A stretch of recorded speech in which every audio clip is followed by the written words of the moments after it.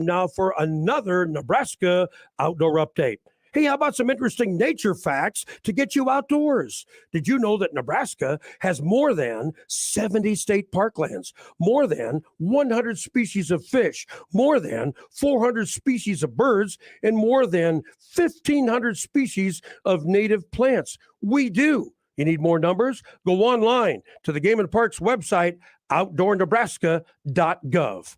Question for you. Planning to be on the water this season? Great. But remember, wear your life jacket. Keep in mind that most people who drown in boating accidents are not wearing theirs. It's like I tell folks all the time, life jackets, they float, you don't on the water, so why wouldn't you be wearing yours? Please think about that and be safe. I'm Greg Wagner with the Nebraska Game and Parks Commission. Those of you who've enjoyed the cigar lifestyle for any length of time are keenly aware of the enviable reputation of Rocky Patel. Impeccable flavors and aromas, flawless construction. So allow me to ask, how would you like to attend a Rocky Patel event at Hearth Cigars on Friday evening, June 30th from 6 to 9? There's plenty of free food, live music featuring the Dive Kings, and of course specials on Rocky Patel's. Talk about a perfect start for a long Independence Day weekend. Hearth Cigars and Pipes Lounge, I-680 and Mormon Bridge Road. 1620 The Zone. And the 1-2. Poked through the middle, it's a base hit. One run is home. Another man around third. The throw to the plate, cut off. Tennessee is tied it at 4. The 1-0. Fastball swung on. High. Fly ball. Center field. Ensley says, no problem. I got this one. And so too does Tennessee as Ensley fires the ball into the left field bleachers and celebrates with his outfield teammates a Tennessee win. Rocky Top stays alive at the College World Series. Final score 6-4.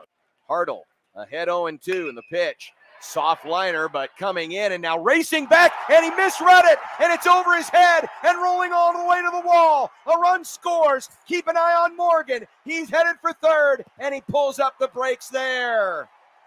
1 ball, 2 strikes. Hurd's pitch is swung on and into left field, a base hit. They're going to bring home Corona. Here comes the throw. It's going to be late.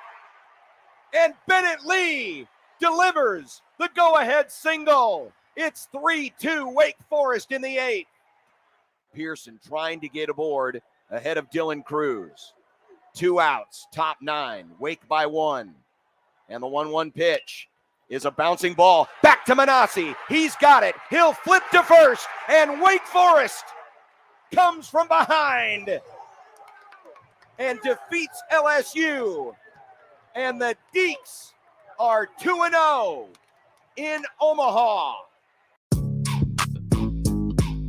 Live from 50th and Capitol Avenue in the Big O. This is Mornings with Sharp and Handley on 1620 The Zone, 1620thezone.com, and 1620 The Zone TV. Now here's Gary, Nick, and Jimmy. I just got 3 things to say. God bless our troops. God bless America. And gentlemen, start your engine!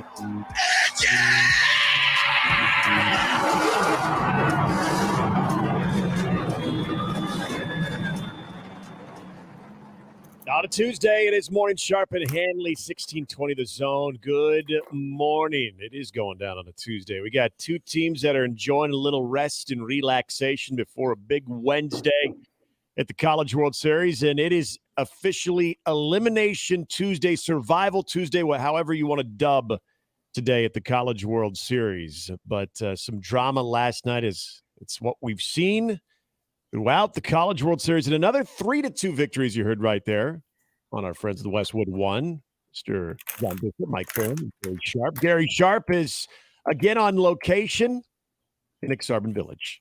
It's another day of College World Series baseball. Jimmy and I are here in studio. It's going to be, again, a little bit more of a tense Tuesday because not 1 but 2 games will be sending somebody home on this Tuesday. Before we get to the let's see if there'll be a game if necessary on Thursday. That's on the Wednesday winners bracket. So you've got Wake Forest is 2-0. You've got Florida that is 2-0.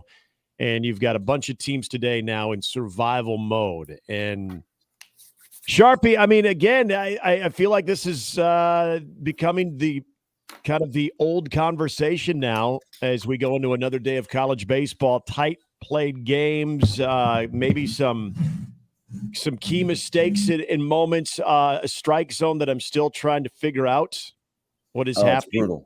It's brutal. I mean, This is a problem. And by the way, good morning, everybody. Welcome to a Tuesday. Let's welcome everybody in. College baseball at the College World Series, the games have been fantastic. The late game last night between Wake Forest and LSU was a really, really good baseball game that had a little bit of the good, the bad, and the ugly all wrapped up in it.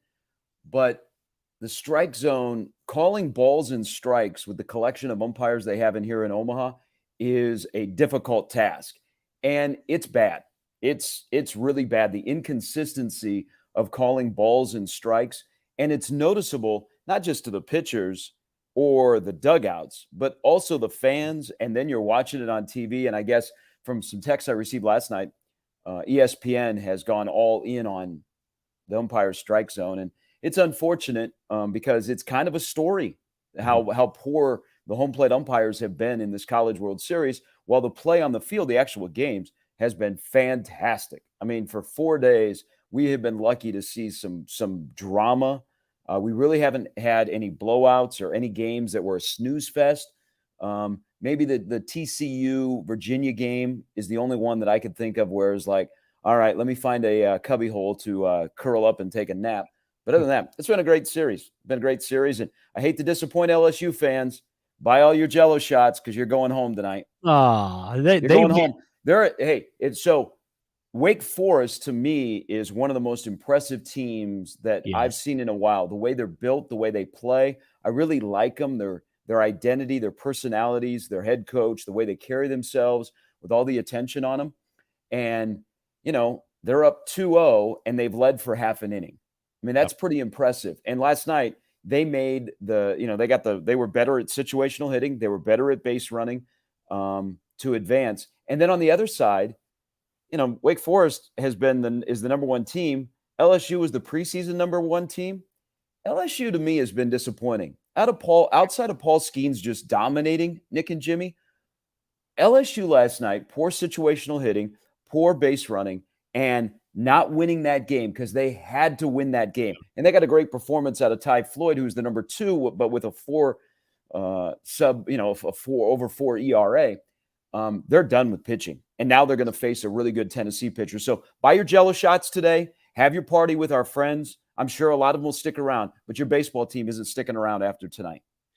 Yeah, and I want to bring up the Trey Morgan being thrown out at home plate because there's, I think, 2 schools of thought on that, where you look at what a base runner, when you're down the line, how important that run is. And if you're Trey Morgan, you're trying to read the depth of the third baseman, but anything, typically the rule of thumb is if it's hit, aligned with you or in front of you, you're going to hold ground and you're going to wait and see what happens with that ball. And what was interesting is you had Bennett Lee even saying, like, the ball, it had a lot of English, a lot of spin on it. It took Wilkin into foul territory when he got it. He kind of double clutched that. But I mean, there was, and you were down there on the field, so you probably had a better angle. But just from what I could tell, there was really no break. There was, it didn't seem like Trey Morgan was really trying to read that ball. As soon as there was contact, he was going. And that, to me, is probably not the situation you want to put yourself in, knowing how important, how late it is in the game, in a tie game, and how important that run is. That is an absolute cardinal sin to put yourself in that position, because Wilkin kind of struggled with that ball, and he ends up throwing the ball in the dirt. You get a great pick from your catcher. But again, the concept of what you're looking for there, I think Jay Johnson would have loved to have had that one back. Yeah. I hear what you're saying. So watching the play, it actually is, it's twofold there. Wilkin makes a really, really nice play at third base. And him double clutching, don't you think, Nick, like when he double clutched, that was the best thing that could have happened? Because I think if he throws initially, he probably drills Morgan in the back. Yeah, he does. Morgan's coming straight down the line. But let's don't overlook the best part of that entire scenario, which was the correct call. Like replay was the correct call. Mhm. Is Bennett Lee's pick on the little short hop and able to apply the tag while he's still trying to partially block the plate was a great play. Yeah. And to record the out. So I think the Lee portion of that is the biggest play. I don't have a problem because it's on contact. You got one of your fastest base runners, and you're judging where the ball is going. Now when you're running, you think you don't know what's happening behind you. So you maybe think it's going to take that extra hop. So I guess I didn't have a major problem with it, but they've had poor situational running in this tournament. I guess my thing with LSU is I expected more, and I'm just not getting it.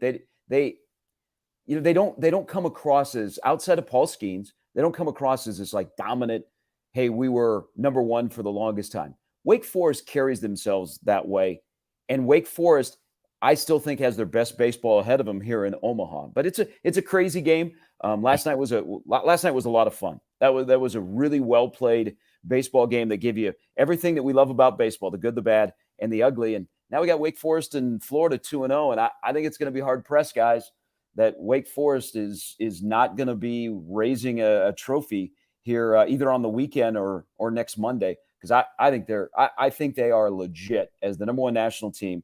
They are built on the mound. They play really well defensively. They got situational hitting. They've got a smart coaching staff. They just play it the right way. They're an easy team to root for. Yeah, now you got opening weekend rematches today in the elimination mode with TCU taking on Oral Roberts. That's the first game, and then tonight LSU goes right back at it, as you mentioned, with Tennessee. So that's going to be interesting to kind of see how it plays out. You mentioned get the Jello shots in. I don't know if you had a chance to sit down and talk with them and meet them, but there is a very proud. No. Do you not know who I met last night? Did you wait? Did you meet? Because I was watching the broadcast. I didn't actually get. So did you meet Olivia Dunn? My man. Did you meet Olivia Dunn? Not only met Olivia Dunn, I am the only media member in Omaha covering the College World Series that actually talked live with Livy Dunn. She's not Olivia to me. She's Livy, by the way. She's Livy. Yeah. Livy. Okay. So, all right. So Wake Forest wasn't the winner last night. Yeah. Gary was. So as soon as I saw her on there, I was going to text you, but I figured Pradhan was all over it. I figured you already probably knew about it, and I was hoping you guys would have some success there. Next segment, I will tell you the story. Yep. That is a traveling blank show. There is so much behind her. I don't want this to come across as I'm being negative or whatever, and that I just hate all LSU things. We had a conversation. So before we went on, she's nice. I mean, she was very engaging. Yep. But that is a world that none of us will ever be in. And it is crazy surrounding her. I mean, we'll explain in the next segment, because this is a long story about how we got to her being live on 1620 last night. But let's just say she's back again tonight. She said she's coming back to the game. Yeah. She overshadowed, for a golf guy, and I don't even know if anybody knew he was there. Will Zalatoris, who played golf at Wake Forest, was there last night. Oh, really? Yeah. I mean, no clue. He's out because he had back surgery. He's coming back in September. But nobody like, hey, there's a really, really good top 10 PGA Tour player that is here. But she was there. It was a mob scene. I will walk it through because you guys will be like, what the fuck? But yeah, she was there last night. She'll be there again. She was there with her parents. The CEO of Raising Cane's, who dropped $6,000 to buy $5 Jello shots. He was there. But I think LSU fans, get rid of your beads and stuff. You don't have enough pitching. Tennessee's got an ace going tonight. I just like Tennessee, and I'm very disappointed in your baseball team. I expected more out of LSU. I'm not getting enough out of LSU. So make sure you spend all your money. Have fun with us, because you embraced us in the parking lots yesterday. I got Happer is walking around with powdered sugar on his face from the beignets he's eating. But I think they're done tonight, and then we can probably move on from the whole Jello shot thing. Yeah. Hey, real quickly on LSU, something you brought up that I as you were talking about them, I would kind of have to agree because we mentioned the pitching matchup going into last night. We felt obviously favored Wake Forest, and Josh Hartle was fine. I wouldn't say he was. He would probably even tell you he didn't have his best stuff, but he grinded through it. I mean, he gave you 6 quality innings, and he was able to kind of settle into it. Ty Floyd, what he gave you early, but then how quickly it went away. This is where to your point about LSU just not being maybe overly impressed with, this team top to bottom. This is where you're kind of hoping a little bit, and maybe this is more testament to Josh Hartle, but this is where I'm thinking, where's the offense really kind of been for LSU? And they had some moments against Tennessee, with Dugas's homer and Joe Bear and, kind of adding some insurance. But, as you had a guy who I think Jay Johnson would tell you, they got, what they needed out of Floyd, where they felt that they could be in a position to win a baseball game. That's where the offense, in now a 2-game sample size here in Omaha, has probably been a bit underwhelming. So to your point, when I think of LSU right now, actually, I've really liked what I've seen from the pitching side. Obviously, Schemes was good, but I thought Floyd, for the most part, until he went sideways, and he went sideways fast. He could not hit the zone, and you could tell that was he was kind of at the point of no return. But the offense at that point, you're hoping, okay, can maybe bail him out a little bit, and that just hasn't happened. I'm getting the love that you are covering for the jinx you put on LSU. Well played. This is why. So you're right. Last night was their night. So LSU. And towards the tail end of the season, they had some injuries, and their pitching kind of got exposed. Their lack of depth of pitching, once you get past Skeens, and Floyd hadn't been great. So last night was their night, and to be up 2-0 in that ball game and have opportunities to expand on the lead and not being able to do it, you felt because eventually Wake Forest would get going. But Ty Floyd was great. He had basically quieted Wake Forest. Their dugout was dead. And then Floyd comes out of the game after he lost his compass, and Wake Forest, they completely changed. All of a sudden they woke up and they weren't being dominated by the LSU right-hander, and they were able to get back into the game and eventually win the game. But last night, the first 2 games here in Omaha were key for LSU because of their pitching, and not able to come through last night puts them in a major hole. Now, I may be wrong. I've been wrong on a lot of things, and they may win tonight. I like Drew Beam of Tennessee better against Johnny Holstaff of LSU. But LSU getting into the losers bracket is the worst case scenario because they don't have enough arms to get back into a position to get to the championship series where Skeens would pitch in the championship series. So that's why LSU's chance was last night, and they play. We still get Tennessee LSU in an elimination game. Anybody will take that. And it's kind of interesting because one of the darlings of Omaha, Oral Roberts, is playing today in an elimination game, and they probably won't get much chatter. Yeah. Well, and they also don't have Olivia Dunn. They don't. And I'm looking forward to this because when we come back, we're going to talk about this. We do have some other stuff to get to. Recruiting continues to be obviously a huge conversation in the month of June here locally, and there could be 2 very big local announcements. In fact, one crystal ball prediction. Looking good for Nebraska. So we like talking about that. Have you heard Nick Saban? He's still kind of salty about the college football playoff. He's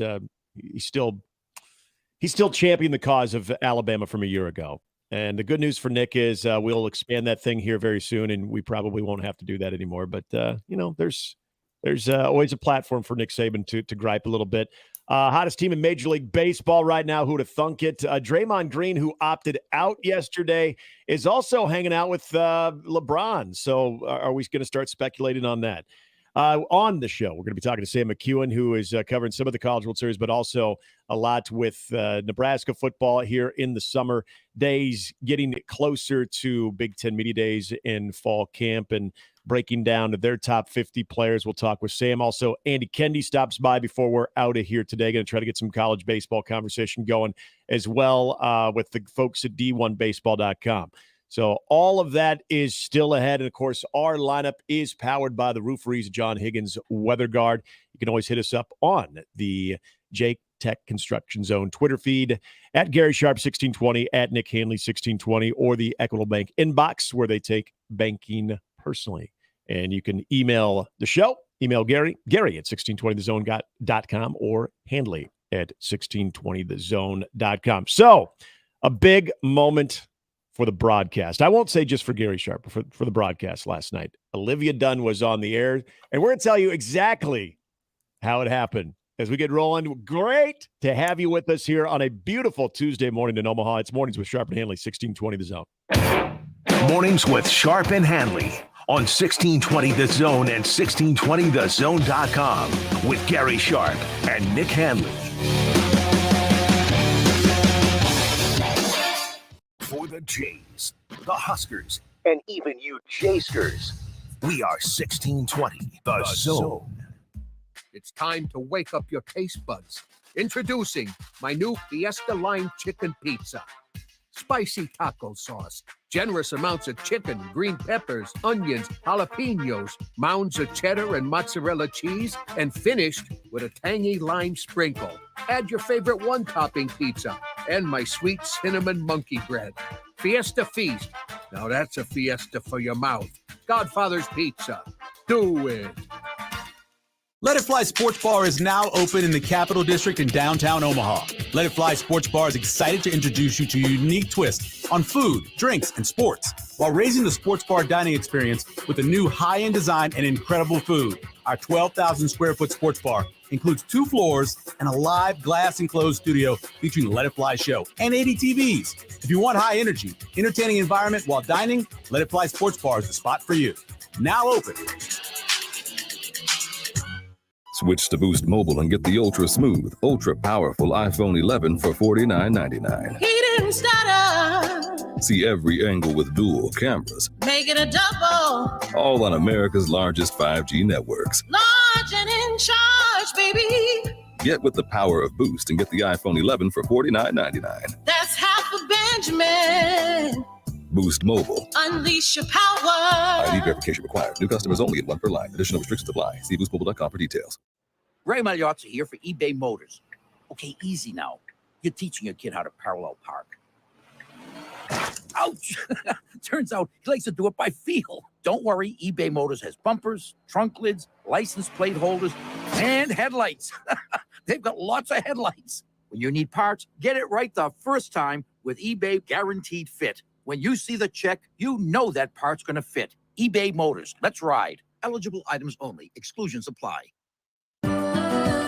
For adults with moderate to severe plaque psoriasis who are candidates for systemic or phototherapy, now there's Skyrizi, Risankizumab Riza, a prescription-only 150 milligram injection. With Skyrizi, 3 out of 4 people achieve 90% clear skin at 4 months, and Skyrizi is just 4 doses a year after 2 starter doses. Nothing and me go hand in hand. Nothing on my skin, that's my new plan. Nothing is every day. Don't use if allergic to Skyrizi. Serious allergic reactions and an increased risk of infections or a lower ability to fight them may occur. Before treatment, your doctor should check for infection and tuberculosis. Tell your doctor if you have an infection or symptoms, such as fever, sweats, chills, muscle aches, or cough, or if you plan to or recently received a vaccine. Nothing is every day. With Skyrizi, you could achieve 90% clearer skin. Ask your doctor about the #1 dermatologist prescribed biologic in psoriasis and visit skyrizi.com or call 1-866-SKYRIZI to learn more. You don't plan for a computer virus. You don't plan to lose files. You don't plan to knock your laptop off the counter. And you don't plan for your PC to crash or your screen to freeze. But Staples has a plan. A plan for unlimited virus protection. A plan for help when you need it 24/7. Staples Total Support Plans are your tech plans for the unplanned, starting as low as $199.99. And although you didn't plan for this, right now at Staples you can also get $250 off select computers. N729 in-store only. See associate for details. How powerful is Cox Fiber? So powerful that one day, your daughter will be able to simulate a soccer match against some of the world's best players, right from your backyard. Introducing Cox Fiber. With fiber-fast speeds, it's internet built for tomorrow, today. Limited availability in select areas. Speeds vary and are not guaranteed. Cox terms and other restrictions apply. And we're back. Mornings with Sharp and Handley. Here's Gary, Nick, and Jimmy on 1620 The Zone.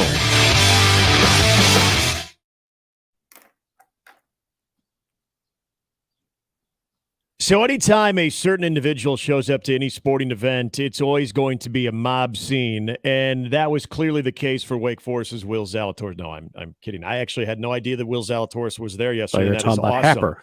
That is also true. There was a little bit of the Peyton Manning frenzy on Saturday night. Last night, if you were watching, you saw that Olivia Dunn was in attendance, and you could see that she was already getting a little bit of attention. And on our great Westwood One broadcast, our very own Gary Sharp and our great co-host Gary Sharp did the unthinkable. So lay this one out for us. How did this go down? So not everybody knows who she is. So first and foremost, she's an LSU gymnast. She was injured most of the year, and she's going to be a junior. But she is a Sports Illustrated swimsuit model. She is extremely popular on social media. She is only 20. She has built her brand. It is a gigantic brand. I mean, it's enormous.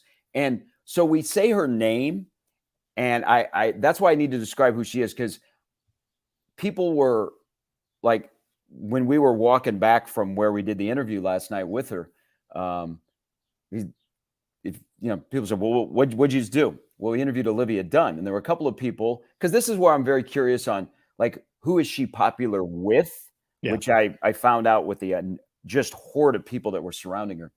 So I had to explain who she was. And, okay. Oh, yeah, I've heard of her.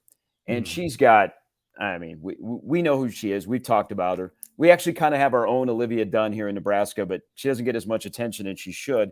Jess Gardner, who's the pole vaulter at Nebraska. So we got word earlier in the day that she was going to be in Omaha, and she flew into Omaha, and she actually went to the zoo, which is another story that I'm going to get to about her at the zoo and her connection to me. So we were given the opportunity to interview her, but I had to come up with questions, and they weren't going to be hard hitting questions about the student athlete and NIL and your fame and what is next. And, how was the swimsuit shoot and all that kind of stuff. It was going to be very simple questions. And we submitted the questions that we were going to ask, and her representative. Now, you don't go through LSU. You go through her representatives. And it came back that she personally had said, no, I don't want to do an interview. So at that point, I was good. I was like, that's fine. I really want to talk to Will Zalatoris because, I like Will, and, he had a back injury. He's missed the last two majors, but he's going to be back in September, and he's a Wake Forest guy. And I'm like, you know what? This will be great. Well, for people that know our radio station or don't, they've heard the name Chris Prudon. He is Mr. Utility. He is like the man that you need when you're in trouble or you need to get something done, because Chris will do it, and Chris knows everybody, and he's one of those guys that is always making deals, okay? Yep. He's like Ari Gold. He's got two phones. He's always doing something. But when it comes to the College World Series, he is fantastic because he will help us get indoors that we cannot get access. He loves the College World Series, and everybody knows him. And what he does for Westwood One and 1620 The Zone. He actually is, employee of NRG Media. So we were talking, and we actually had earlier in the day, the NCAA president, Charlie Baker, was at the College World Series for the first time. So I had an interview with him. Nice guy. He was kind of overwhelmed about this event.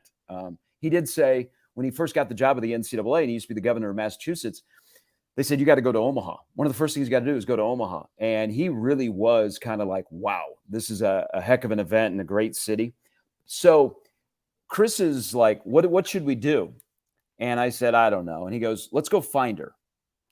And I was like, I don't know, because she came to the game with her family. So she flew in, she went to the zoo, and then she came to the game. And everybody knows who she is. I mean, she's very noticeable. But she was there with her mom and her dad and her sister, which later on she introduced me to her sister. That's a whole nother story. So Chris is like, let's go talk to her. And I'm like, man, and the game had just started. And I'm like, I don't know, man. I don't want to go through that. And then we were trying to figure out where she's sitting. Was she up in a suite? Was she in the 200 level? Was she in the 100 level? And Chris is like, I'm going to get her. And I'm like, I don't know. I don't want to do this, man. And then he texts me and he goes, hey, I'm down in 113. You got to see this. And so I walked over to section 113, and that's where she was. She was like in the last couple of rows. Now, remember, she's there with her family. Yeah. And she came in, she has no security, like no personal security around her. So all of those 14-year-old boys that their jaws are laying on the pavement, you know, they are like just staring at her. And then all the old men that were around her were like, oh my God. And the LSU fans are very receptive. I mean, you know, she was there, and she was there as a fan. You know, she was cheering, she was into the game, and she's a student athlete at LSU, so she gets it. So there is a swarm of people behind this section, and there are no less than 10 Douglas County sheriffs, Mecca security, Omaha police officers that are surrounding her because people wanted to get by her and take pictures and ask for autographs. We saw an older gentleman, an LSU fan, probably for his granddaughter, asked for an autograph from a 20-year-old social media sensation who also is a gymnast at LSU. So I'm seeing all of this, and I said to Chris, no, man, we're not going to do this. What are we going to do? Because she'd already said no to us. Right. And so to Chris's credit, you can't say no. You guys have gotten to know Chris. You can't say no to Chris. And Chris says, I'm going to go talk to her. Now, there are, and a couple of the officers that are surrounding her section, we know. Yeah. And so I said to one of them, I said, Dan, I go, watch this. So Chris walks around, leans over a railing, and taps her on the shoulder. And I'm like, oh, geez, we're going to jail. Something's bad's going to happen here. And Chris strikes up a conversation with her. And he says, hey, would you be interested in going on live radio on the NCAA broadcast? It's a national broadcast for just a little bit. She looks at Chris and she says, yes. And so all of a sudden, we're like, wow, what are we going to do? And he comes back up to me and he says, it's a go. Let's go talk to her. And all of a sudden, the cops are like, nope, you're not talking to her. We got to get it cleared because we were told no interviews because she turned down ESPN. She turned down the NCAA social media crew. Any reporters that got near her, they shut it down. But she told Chris that she would talk to me. And so Chris came to me and he goes, come on, we're going to talk to her. Let's go sit by her. And she had an open row behind her. And one of the officers politely said, no, we got to get that cleared. So for the next 10 minutes, there's all this communication going on between the police and her representatives if she can go on live radio at the College World Series. And Eagle won. So Chris is on one end of the section at the top row. I'm on the other talking to this other police officer. Well, they're like, I'm serious. They're warding off people. They're like, if you don't have a seat in this section, you got to move on. Yeah. And it is a throng of people. Again, every kid that's in town for the Slump Buster tournament is there. Yeah. All these young girls are there because they just want to see her. Yeah. And 10 minutes go by, and Chris and I are frantically texting each other, like, is this going to happen? What are we going to do? And Chris goes, this is going to happen. We'll make it happen. So her agency says, yes, she can do an interview with me. Game on. And then Chris goes, hey, you can only ask her to say, how do you like Omaha? And then she's going to say, go Tigers. And Chris and I know better. I'm like, Sharpie has got more questions than that. Once you start, they can't stop you. Yep. So during a between inning break, I lean over the railing and I say, Olivia. Everybody else calls her Livy. I'm just gonna call her Olivia. I tapped on her shoulder and I said, Gary Sharp from NCAA Radio. And she said, oh, hi, how are you? And she goes, oh, we're going to talk. And then she goes, have you met my sister? And I was like, no. I was like, okay. And then so her and I have a little bit of like, we're just chatting, and she's really nice. Yeah. It's a show around her. She was kind of engaging. We talked about, being in Omaha.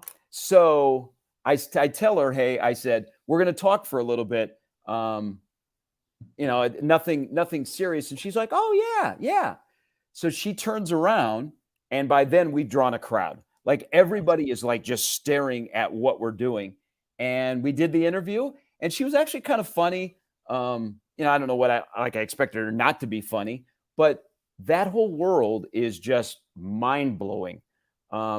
She had gone to the zoo, so she flew in yesterday. And my first question is, I hear we share the love of the zoo. And she goes, oh, it's a great zoo.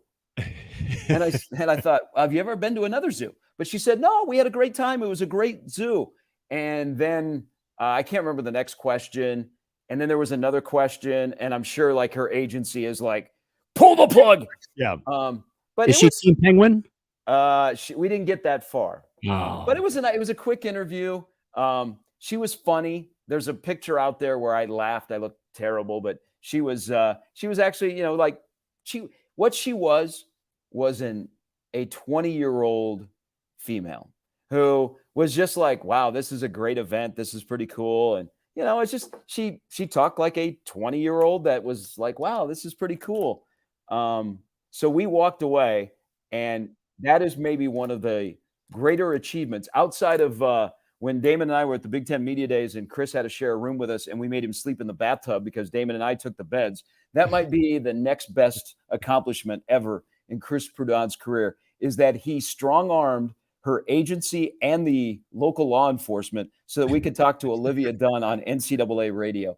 But for anybody that was there last night, and she's staying in town, she said she's staying in town. She'll be back again tonight. It is an absolute show. It is unreal, the attention that she draws. And it's almost like observing it from afar is she likes the attention. But then it becomes so overwhelming that you don't know how to back away from it. Yeah. Because I'm not kidding. I maybe not be doing justice on how much attention she draws and what that's like for somebody who last night was just sitting in a row, in the middle of a row with her mom and dad and her sister watching a game. But once, like by about the middle of the first inning, everybody realized who that was. And she was not like in an LSU fan section, like a parent section. Yeah. It was game on. I'm telling you, man, there's a lot of pictures out there on social media of the people that were surrounding her. It's an event. It's an event. So that's how we got the interview with her. It was really brief, but we don't experience those kind of brands or personalities around here very often. And it is a blank show. I'm just telling you. And she's really, really nice. She was engaging and she was funny. We shared a love of the zoo, and I met her sister. Okay, I have a couple of questions. Oh, I bet you do. I do. If she's still here, obviously, we're at 50th and Dodge, and we have two microphones. Oh, trust me, Jimmy. That ain't happening. By the time we go through the red tape, the show will already be off the air. So let me ask. You said you've mentioned this a couple of times here during this experience that she was engaging. She sounded like a 20-year-old student athlete, which I think when you think of a brand that she has that goes beyond just a popular student athlete, but even more so than that. I know when you talk, and you've done this a lot, where you've talked to people that are big names, whether we're talking about athletes or celebrities. What you had to expect something as far as we all had that preconceived notion of like, this is kind of what I'm anticipating going into this interview. What did you kind of think that was going to be like? Well, at first I said, why are we doing this? I'm like, okay, because she doesn't she doesn't appeal to me. Like I'm very well aware of who she is. You're not in her demo. Yeah. Well, after looking at the people that wanted pictures and autographs, Right. I think that's fair game. Of if you are upright and have a pulse, you might be in her demo. I mean, she absolutely bombarded. But Yeah. I was like, I don't want to do this. And Chris kept pushing because I think it became personal for Chris, is that he wanted to get her because she had said no through her agency earlier in the day. But thanks for them. They approved our little chat with her. But guys, and she'll be there tonight, and I don't know where she'll sit. They had to escort her to the bathroom. Oh my gosh. Like in the middle of the game, she had to go to the bathroom. And so the police had to escort her to the bathroom because there were so many people surrounding the section that she was sitting in. And there was also a thing, like if you were in her section last night, while we were standing there, this is what I observed. If you didn't have, you had to have your ticket up on your phone because they didn't believe that you were in that section. Yeah. Because a lot of people just wanted to get down and get like a picture of her. Yep. I mean, that's a world that, man, every day, and again, you create it, that's part of your brand, but you have to live with that every single day. I didn't get a chance. I wondered, she probably went to the zoo, and so she doesn't have like, there's not like this production of like a camera crew following her or anything like that. Yeah. And again, she was just with her family, her sister and her mom and dad. I bet she went to the zoo and nobody knew who she was. I'd buy that. Yeah, I'd buy that. She had, her family had LSU gear on. They're probably like, oh, LSU is playing tonight. They got people in town. She's at the zoo. Until she started Instagramming that she was at the zoo to her, like, I don't know, 200 million followers or however. And then people are on the lookout. Then all of a sudden everyone's on the lookout. Oh, they're for obsessed with this girl. I don't get it. Yeah. My other question is, was her sister friendly? Yeah, her sister's a huge LSU fan. Okay. Not what I thought you were asking. Well, no, like older Well, or it's younger? just kind of awkward. Like, you introduce yourself. I said, Olivia Gary Sharp. And she said, oh, here's my sister. Have you met? I think her sister is Natalie or something like that. And I'm like, hey, I've had that happen to him before, but I was about 30 years younger. Have you met my sister? She's single. So it's, I mean, she's brought a profile, maybe it's for the good or the bad, depending on how you look at it, to women's gymnastics. And she's also brought a profile, like the Cavender twins, to a, the NIL and what a brand can be for a female student athlete. Yeah. And she's spoken on, she was recently at a On3 event in Nashville where she talked about the impact and, the pros and the cons and what to do for student athletes and how it's changed. But she has a brand that we just, in the covering the men's sports that we do, we just don't run into that very often.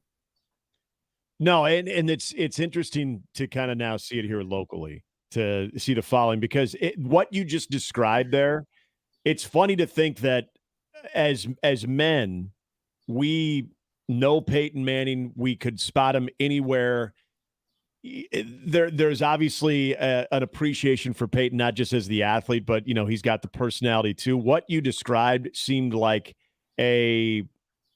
it seemed like an even more amped up following than what I kind of saw around Peyton on Saturday night, where it was a similar situation where they were asking for tickets. They wanted to see if people were actually that were going down the aisle were supposed to be there. Yeah. But, you could always tell where he was, but it didn't sound anything like what Olivia Dunn was having to deal with last night. And much like Peyton Manning, I think you understand the situation you're putting yourself in, especially Peyton. Look, he's done this much longer than Olivia Dunn. He's lived life a lot longer than Olivia Dunn. I'm really curious to see where she will be tonight, not for personal reasons, but I'm just curious if that was maybe a little too much for her last night, not your interview, the attention itself. Yeah, I think it's probably more of the people that are around her. Like if you're sitting, and she just wanted to sit in the stands. I'm sure there would have been an opportunity for her to sit in a suite where they can control the environment a little bit more. Yeah. But then you realize that you are too popular, that it just creates, like Peyton Manning is popular. And I noticed this year with Peyton, he used to have security that sat by him. when he would come to the College World Series. He has he's been like a normal guy here in town. You know, he sat in the 100 section just with buddies. You know, he's been out and about like through the baseball village. It's just him and maybe he has a personal security guard, but it looks like it's just him and like some buddies that are in town. And she didn't have any like personal security, but it's probably in those situations. If you go to an event, it's an inconvenience to the people around you because you can't get to your seat. So and she said she's going to be back again tonight, and we'll see if that happens. But I imagine they got to put her in a place where they can control the atmosphere a little bit more, because I think every 14-year-old boy in the city of Omaha found their way behind Section 113 last night. And I'm not kidding. I'm not kidding. If they missed out on last night, they know that she's going to be there tonight. Like, making my way over there today. I ain't missing out on that again. Okay, so you mentioned the people around her, like, you know, people that have no relationship or connection to Olivia Dunn at all, that are just sitting there because that's where their seats are. What about her family? I mean, did they seem like they were, you know, this was kind of like, yeah, we get it, or did they even seem kind of like, No, you know what? And again, we were there for about 15 minutes. The people that were like directly by them kind of left them alone. I mean, here's the thing. Like, unless you know who she is, she would blend in with the crowd. Yeah. But once somebody, like a normal college girl, once somebody picked her out, like is a fan, then that's when like all the attention started, because it wasn't until like the second inning that somebody realized that she was sitting behind home plate. Yeah. And then it became, we got to get some security down here, because people are they're walking down the aisle and turning around and taking a picture of her with their phone. I mean, it was right. It was a show, but she was very kind to us and funny and engaging. And, you know, that world, I don't think I'll be entering that world anytime soon, but good on her. She has expanded her brand to the full extent, and she loves the zoo. So that's a great plug for the Henry Dorley Zoo. It is. Maybe she's going to do a little. That's the biggest takeaway from this. this. Yeah, that would be great. They are sponsored. Did you transition over to Will Zalatoris, or is that maybe for tomorrow? No, because I was kind of exhausted after that. You mean you didn't want to go to the set, because obviously Will Zalatoris would have had the exact same following going on, so you didn't want to put yourself through that again? Yeah, it's just like funny of you know, he is more successful. And good for, I mean, and maybe this is the case of, you know, people are like, hey, thanks for coming to our event, but we're Omaha, people aren't going to just bombard you. You know, we're going to leave you alone. And that's kind of, I think that's why some of the bigger names, like Jason Kidd, was at the College World Series on Friday. Yeah. Jason Kidd.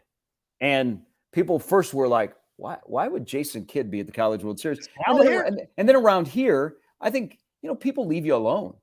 Yeah. I mean, you've come to our town, you come to our event. We're not going to gawk. We're not going to look at even the coaches, like the celebrities that we see every day around here in the sports world. I mean, people leave them alone.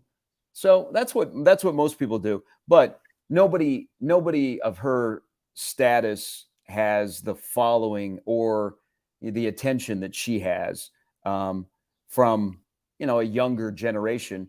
Because that's why I say, like, who is she popular with? Chris, we were coming back on the elevator, and Chris told a NCAA intern what we had just did, and she was like, "Oh, can I see pictures? Can I see pictures?" And I'm like, "Well, I guess that's just, I was just doing my job, and met her sister." Making friends. Well, and I'm with you on that, where I would think, okay, if we're just comparing the two last night, from somebody, a male that is in his 40s like I am, in a golf sicko, I would have been more sort of in awe of talking to Will Zalatoris, because I watch him every weekend when he's active, and he's an impressive golfer. Seems like an impressive young man. He looks like Gilmore's caddy, so that's also very cool. But I would have been like more in awe of him. But the majority of the fans out there, I mean, this is the power of social media. Like, look at what Will Zalatoris has accomplished as a professional And Olivia Dunn, who I think we could probably call her from, a brand ambassador, a professional, but she's still a student athlete. That is going to get way more attention, way more traction. Like I could go up to most people in the ballpark yesterday and say, do you know who this is? Pointing at Will Zalatoris. They say, no.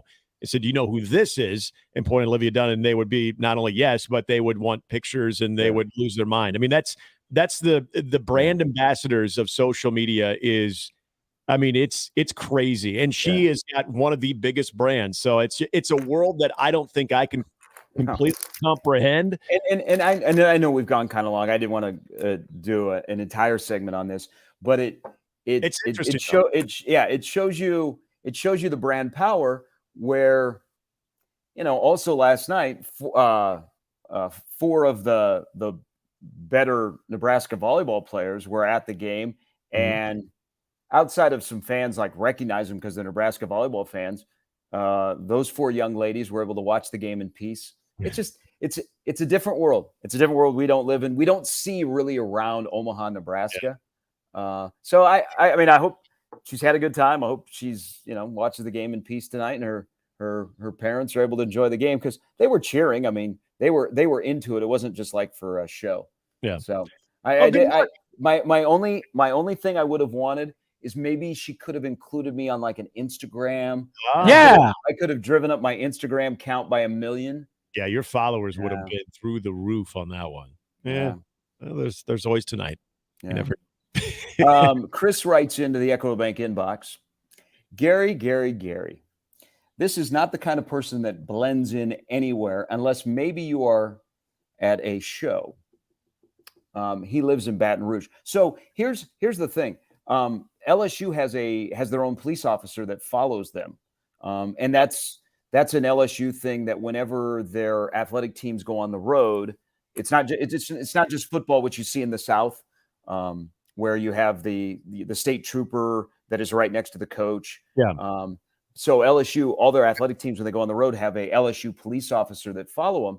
And I've gotten to know the LSU police officer that is down by their dugout, just providing security for LSU. And Chris said, guess who we went and talked to? And the police officer immediately said, Livy. And I said, yeah. And he goes, she's very nice. He goes, we don't take care of that security. Yeah. I can only imagine that that's probably something that requires a lot of legwork, a lot of manpower. But I'm glad you sort of took us behind the curtain on that, because we know the following. We know that, look, there's going to be attention there. Hey, people are nice here. Ed Foley didn't get overwhelmed the other night. And he stands out. I mean, my gosh, the guy stands out. Now, talk about he stood out because of the shirt he was wearing and the Philadelphia Phillies hat he was wearing. Then, I mean, even like, so you remember back in the days of Rosenblatt when the guys carrying cable for ESPN were the Creighton basketball players? Yes, I do. And that was like a big deal. Yeah. Like they were like celebrities. Even the year, was it 2 years ago when Adrian Martinez was here and he got misidentified on ESPN? Yeah. Like people were, I think left Adrian alone. And at the time, he was like the biggest celebrity going in the state of Nebraska. Yeah. Yeah. I would say for the most part, you're going to be able to blend in, or even if you don't blend in, people understand who you are. They're going to try to leave you alone. But there are just certain people that are an exception to that rule. And it sounded like you interacted with one of them last night. All right. We got that out of the way. Yeah. That's a good story. No, that was good. I liked it. That was really good. All right. We've got some recruiting news we're going to get to. Also going to talk a little college football here in hour 2. Sam McEwen of the Omaha World Herald will be jumping on as we get you into hour 2. Glad you are with us on this beautiful Tuesday. It is Mornings with Sharp and Handley, 1620 The Zone. Mornings with Sharp and Handley on 1620 The Zone and 1620thezone.com. Live from the Host Coffee Studio, this is 1620 The Zone. 1620 The Zone. Traffic. From the Backlund Plumbing Time-Saving Traffic Center. We have no accidents to report at this time, but you can expect a little bit of slowdown along 204th near F Street, and on Center, be prepared for a very minor slowdown near 175th. And other than that, it looks like your commute this morning should be pretty smooth, even if you're running a bit late. As always, remember to stay safe and wear your seatbelts. I'm Chris Scott. This time-saving traffic was brought to you by the Nebraska Lottery. Someone just won a beautiful new blue truck playing Trucks and Bucks 2023. So there are only 7 trucks left. Better get to a Nebraska Lottery retailer, buy a ticket, and play today. Top prize odds, 1 in 336,000. Attention homeowners, are you ready to unleash the power of savings? J-Tech Construction and Solar, the official exterior experts of the Huskers, has an exclusive offer. Purchase any 2 trades from our winning lineup of services: windows, doors, siding, roofs, gutters, and solar, and receive a 10% discount on your entire purchase. Click yourexteriorexperts.com to schedule your free consultation today. Double up on savings and save with J-Tech Construction and Solar, the official exterior experts of the Huskers. Click yourexteriorexperts.com. Email us on the Equitable Bank inbox with whatever is on your mind. Zone Inbox is brought to you by Equitable Bank. We take banking personally. You can get me, Gary, at 1620thezone.com. We want to hear from you on the Equitable Bank Zone Inbox. During the CWS, celebrate the college baseball championship with Templeton Rye. It's whiskey for the strong-spirited with an all-star lineup of 4-year, 6-year, and 10-year reserve. Templeton Rye is crafted with a strong community spirit, the perfect way to celebrate your favorite team. Templeton Rye, whiskey for the strong-spirited. Available near you. Peerless Energy Systems is Nebraska and Iowa's locally owned and operated authorized solar air compressor distributor. Peerless Energy Systems provides products and solutions for compressed air systems, helping companies in manufacturing, food processing, transportation, auto body repair, car dealers, and more. Driving industry efficiency through service, support, and relationships, let Peerless Energy Systems help you increase efficiency with your compressed air systems today. PeerlessEnergy.com. Dust. It's in the living room, the bedroom, and the bathroom. It's also in your lungs. Let's fix that, shall we? Duct Defense Midwest offers a comprehensive system that cleans, disinfects, filters, and purifies the air. They'll make your home healthier and improve the life of your HVAC system. So improve the health of your home and everyone in it. Go to cleanairradio.com right now for a special air duct cleaning offer for Zone listeners. Cleanairradio.com. Heart failure, carpal tunnel syndrome, shortness of breath, stomach issues, lower back pain. How does it all add up? If you have heart failure and any of those seemingly unrelated symptoms sound familiar, it's time to talk with your cardiologist and get the full picture. They may add up to transthyretin amyloid cardiomyopathy. ATTR-CM is a rare and underdiagnosed disease. Recognize the signs and discuss them with your doctor soon. Learn more at connectwithyourheart.com. That's connectwithyourheart.com. Sponsored by Pfizer. Ray Magliozzi here for eBay Motors. So you ordered a new air filter for your car. You try to install it, but it doesn't fit. So you take a little bit off the sides. What, still doesn't fit? Well, you could try to sit on it. Or get it right the first time with eBay Guaranteed Fit. When you see the check, you know that part's going to fit. Air filters, brakes, headlights, over 122 million parts. Get the right parts at the right prices. eBay Motors, let's ride. Eligible items only. Exclusions apply. Twisted Thunder Fireworks is going to save you big money. You'll find the best variety and the lowest prices in the entire state of Nebraska. Don't believe us? See page after page of products and pricing online at twistedthunder.com, where you can watch everything before you buy and choose local pickups so it's ready to go for you at the tent. Go to twistedthunder.com to check out all of our locations in Nebraska and the newest location in Council Bluffs. That's twistedthunder.com. Let it fly. Your elevated sports bar experience. KOZN Bellevue, Omaha, Council Bluffs. This is 1620, The Zone. Now back to mornings with Sharp and Handley on 1620, The Zone.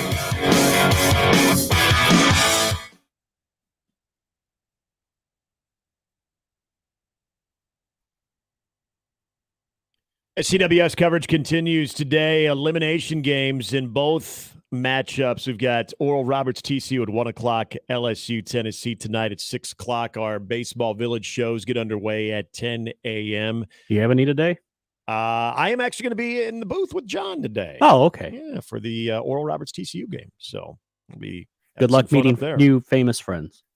See, you have the same fortune. That's the thing in the booth, and Gary, you know this because you spent the first several days up in the booth and then getting back down on the field. The field is where you get to interact, get to intermingle with the peeps, whether it's Olivia Dunn or just other people. So, you know, you don't get to see as much of it down there as what I'm assuming. But yeah, we'll look forward to that. We've got a lot of, and there's a guy that ever since I've been on the air with you, Gary, when we talked about Nebraska football and the importance of its future.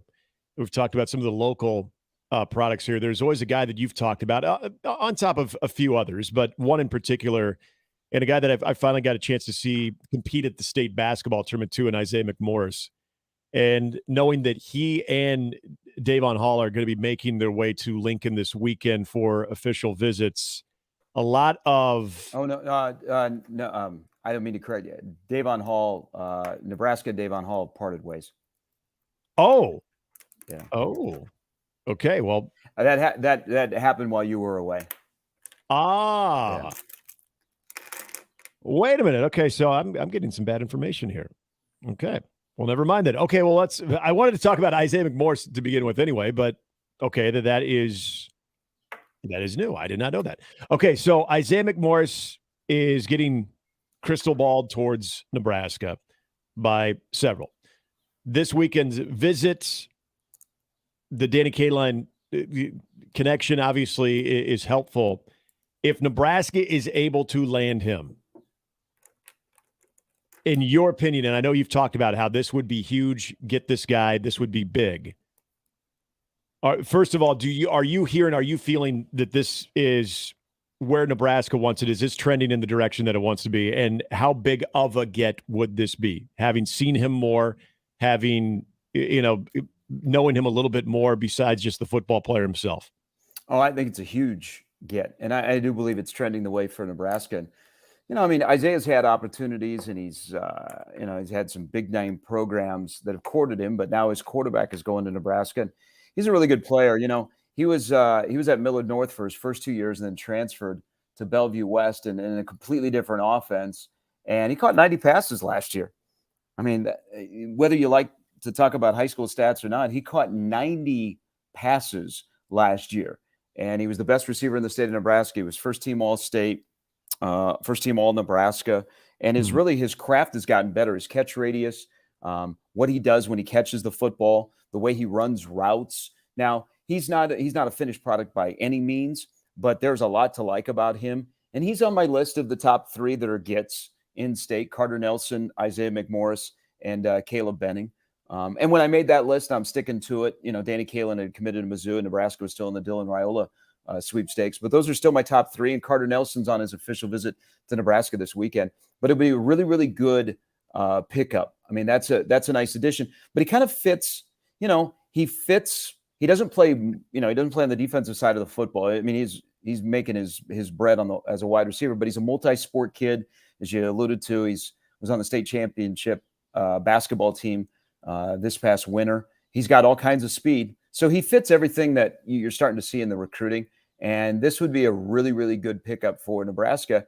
And depending on how this class goes, and I know there's some fretting going on, and there's not a super amount of buzz with the flurry of verbals. And in Nebraska, their last 7 officials, they're going to get 6 of those guys. There's one that I think still has to announce that he is coming to Nebraska.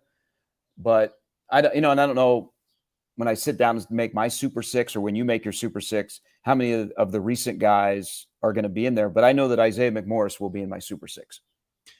And this is a conversation that we've had quite a bit when it comes to the first year and the first classes of Matt Rule and recruiting. And we talked about this a little bit yesterday with the guys that he got on Sunday. And these are more of those under the radar sort of project type guys that this coaching staff seems to be excited about bringing in Nebraska year in and year out to be able to maybe see something early in the process that others are maybe waiting on. And then they feel like they can get them in and develop them. When you start to look at Danny Kaline and then you look at if Isaiah McMorris does indeed go to Nebraska, these are the types of recruiting battles that we're kind of alluding to, that you got to knock those down on top of it. And yes, there's some that go beyond the state of Nebraska too, but I would venture to guess, based on your assessment of what I've heard about Isaiah McMorris, is that these are the types of guys that you need to continue to knock down, because these are the guys that are going to have those earlier impacts, or at least have the potential of having those earlier impacts. Yeah, doesn't it seem like he's the kind of guy that also how the in-state recruiting process is supposed to work? Like they evaluated, they quickly developed a relationship. Now, I think, and I think we're on the same page with this. When you get his high school quarterback, that goes a long way, because Danny starts peer recruiting. And listen, Nebraska has made Isaiah McMorris a priority. I mean, that's all kids want in Omaha, whether they end up in Nebraska or not. Don't you think they just want to know that you care, right, and you have a plan for them? You're not just recruiting them because they're an in-state guy and they're Nebraska. That if you're going to recruit them, you got to show that there's genuine interest. And when you get to Lincoln, this is what we're going to do with you. Instead of, hey, just come to Lincoln. Hey, we got a Nebraska guy. We got an Omaha guy. Mm-hmm. He's here. He's on the roster. No one can, say we don't recruit Omaha. Well, and this is also where, and we'll look at the coaching staff here and the position coaches here, and Garrett McGuire, what he is kind of learning from the in-state talent, and what he's kind of the relationships, I guess, maybe more importantly, that he is starting to establish when it does come to the skill position and when it comes to wide receivers, and how he's able to help in that process. Because we talked about this. Matt Rule, if he's willing to sort of be that closer, especially when it comes to in-state guys, it was something that the last staff almost seemed to lack when it came to Scott Frost.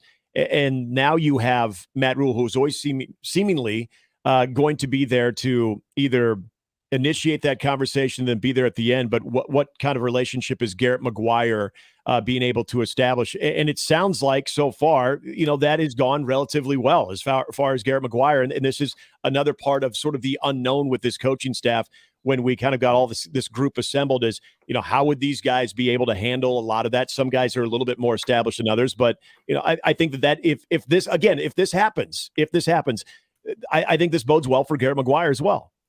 Yeah, he's building a wide receiver room. He did a good job in the spring of getting guys to believe in what he's doing. He has a good connection with them. I think also, I don't think we can overlook, having Xavier Betts 2.0 at Nebraska, and what, Xavier was able to do in the spring in the classroom and then on the field. That also goes a long way in helping an Isaiah McMorris make a decision, which again, I think will be this weekend too in Nebraska. I mean, there's crystal balls for him. And I mean, he's kind of alluded to a big announcement coming as well. And it would be a big win for Nebraska. I definitely, the recruits, and we're going to talk to Sam here in a little bit, the recruits that have said yes this week, I alluded to this yesterday, is we have to adjust how we look at recruiting initially on how Nebraska and this staff approaches the developmental athlete, where we want the 4-star and we want the big name, and we compare what Nebraska's doing here in the month of June to some peer schools. So we have to kind of adjust on the fly and maybe wait to see if this all comes to fruition. But Isaiah McMorris would not be one of those guys. Isaiah McMorris is a good player. He's not a developmental athlete that we get on campus and we figure out what to do with. He can come in and he can catch balls in the Big Ten. Yeah, it'll be a weekend to follow for sure. And we're going to talk to Sam about this a little bit too. And we were discussing this a little bit in the afternoon show yesterday over the Baseball Village. And this is something that I know we've kind of talked about a little bit when it comes to the overall current roster that Matt Rule is taking. And I know Sam has talked about this a little bit. There was something from Sean Callahan as far as, who is actually showing up on actual pro scouting reports. And only one guy amongst the current roster right now is showing up, and that would be Ben Scott. And we've all known that this is going to be a developmental opportunity for this coaching staff. But if I were to ask you, Gary, if your biggest concern is the frontline talent, so the guys that we anticipate to be starters, or is it the depth right now of this team where your biggest concern would be going into the 2023 season? Don't you think the question is probably like, position group by position group? Probably, yeah, because I think offensive line, you have it's your most experienced group, which kind of makes me a little nervous. I mean, you got some running backs that have a little bit of experience there as well. Defensive backs, sure, secondary, I should say. But to me, the depth, especially on the defense, and then just kind of looking behind of what we could see behind the offensive line, like is that more of a developmental need? I guess maybe my better question would be, is there a bigger need for the development of the guys that we're going to see behind the offense? Like if you look at the secondary, the guys that stand to play a role, maybe not your starters, but a role, and the guys on the offensive line that maybe could have a role. Is the development more key in that area as opposed to the group that you think is maybe a little bit more established? You know what? That's a good question, because I look at the offensive line and they have the frontline guys have the most starts combined of anybody really in the program. Maybe outside of, the defensive backs also have, and then if you have Reimer and Heinrich together. But I think the offensive line, the development might be more of body and approach to how we're going to run the football more than a guy like gets better because his footwork is better. Which there's guys that, there's the Corcorans and the Benharts of the world. The technique stuff, some of the fundamentals still have to be, tweaked a little bit, but it might be more of the development on how we approach the offensive line, how your body is different, how we approach a brotherhood, and then also how we approach our game plan, that it's going to either accentuate what you guys do or help what you guys do, in that we want to run the football. And so we're going to put you in the best position to succeed. I don't know. There's just, you look across this roster and they've got some guys that, I just think, and Sam alluded to this last week, and probably will come up again here in about 15 minutes, is you don't have enough guys where you know exactly what you're going to get. Mm-hmm. And that can either be good or bad. There could be some guys that just pop onto the radar that haven't played much football, and all of a sudden they're key contributors. Or there's guys that we don't know enough about, and we are going to be saying this in the middle of the year. That's where you're uncomfortable. You have a lot more questions than you probably have answers with the entirety of the roster. But in certain places, you know what you're getting. Like, I know what I'm getting, the defensive backs. I think that's, first of all, they got a really good coach who, when he recruits a player that doesn't get a lot of attention in his home state, I go, okay, Evan Cooper has an eye for talent, and he can bring guys along. So I'm looking at his defensive back room, and I'm saying, those guys are going to be dudes this year. They're going to be some dogs back there. So I don't worry about the defensive backfield. It's other parts where there's just not enough bodies, or quite frankly, there's not enough talent in that room yet. Mm-hmm. Yep. And we will, Sam, I know they're doing their top 50 countdown, their honorable mentions, and we'll get some thoughts from Sam McEwen here coming up in just a little bit. But it's a conversation that I know you get asked this a lot too by everyone, and it's always brought up that conversation of, well, Nebraska's got the talent. It's just, they haven't developed it, or Nebraska has no talent. I mean, look at the pro metrics and look at the guys that are going to the draft. And I think both cases they can both be true, where and I think a lot of it is, how do you define talent? I mean, is it solely based on what a guy projected as he was coming into college, whether we're talking about a high school player or we're even talking about a transfer, or what we've at least seen from them, and especially this goes to transfers, what we've seen from them at a collegiate level, or at least in moments of their time playing college football, and then we can base that off of actual college football talent. And there's some guys on this team that I feel like, okay, yeah, you can point to them. Like, you can look at the linebacking core and Henrich and Reimers and be like, those dudes are talented. You can look at the secondary and say, yeah, there's some of those guys. Those guys are talented. But then when you kind of get into guys that have a lot of experience, but you maybe haven't seen them put everything together. I always think about a guy like Bryce Benhart, where there's a lot there physically, but you're waiting for that to pop. Is that a guy that you're saying is talented, is just not developed, or is just a big body? And we just, maybe the talent is lacking there. It's always an interesting conversation, because I think everybody has a different definition of it. Well, in this season with the new coaching staff, there are guys that probably will pop that we wondered where they were. I mean, that happens with a lot of new coaching staffs. We saw it in the spring. Some guys were better in the spring in just a short amount of time, and you thought, wow, where have they been? And there may be guys that just, you know what? They've never lived up to a high school ranking, and they'll be in a gots-to-go situation. That's why there's just a lot of great unknowns. I walked out of spring, and I haven't changed. The talent on this roster, and in the first year, it feels like a 500 football program, and there's nothing wrong with that.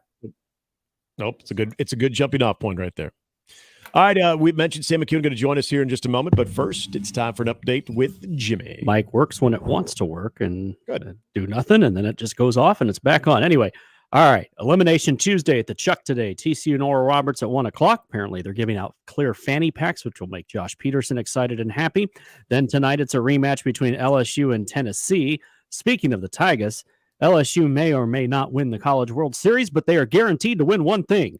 Raising Cane's founder and LSU alumnus Todd Graves bought 6,000 shots at $5 a pop.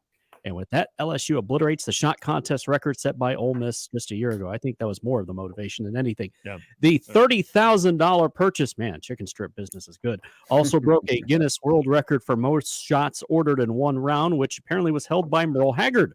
That's cool in itself. That is cool.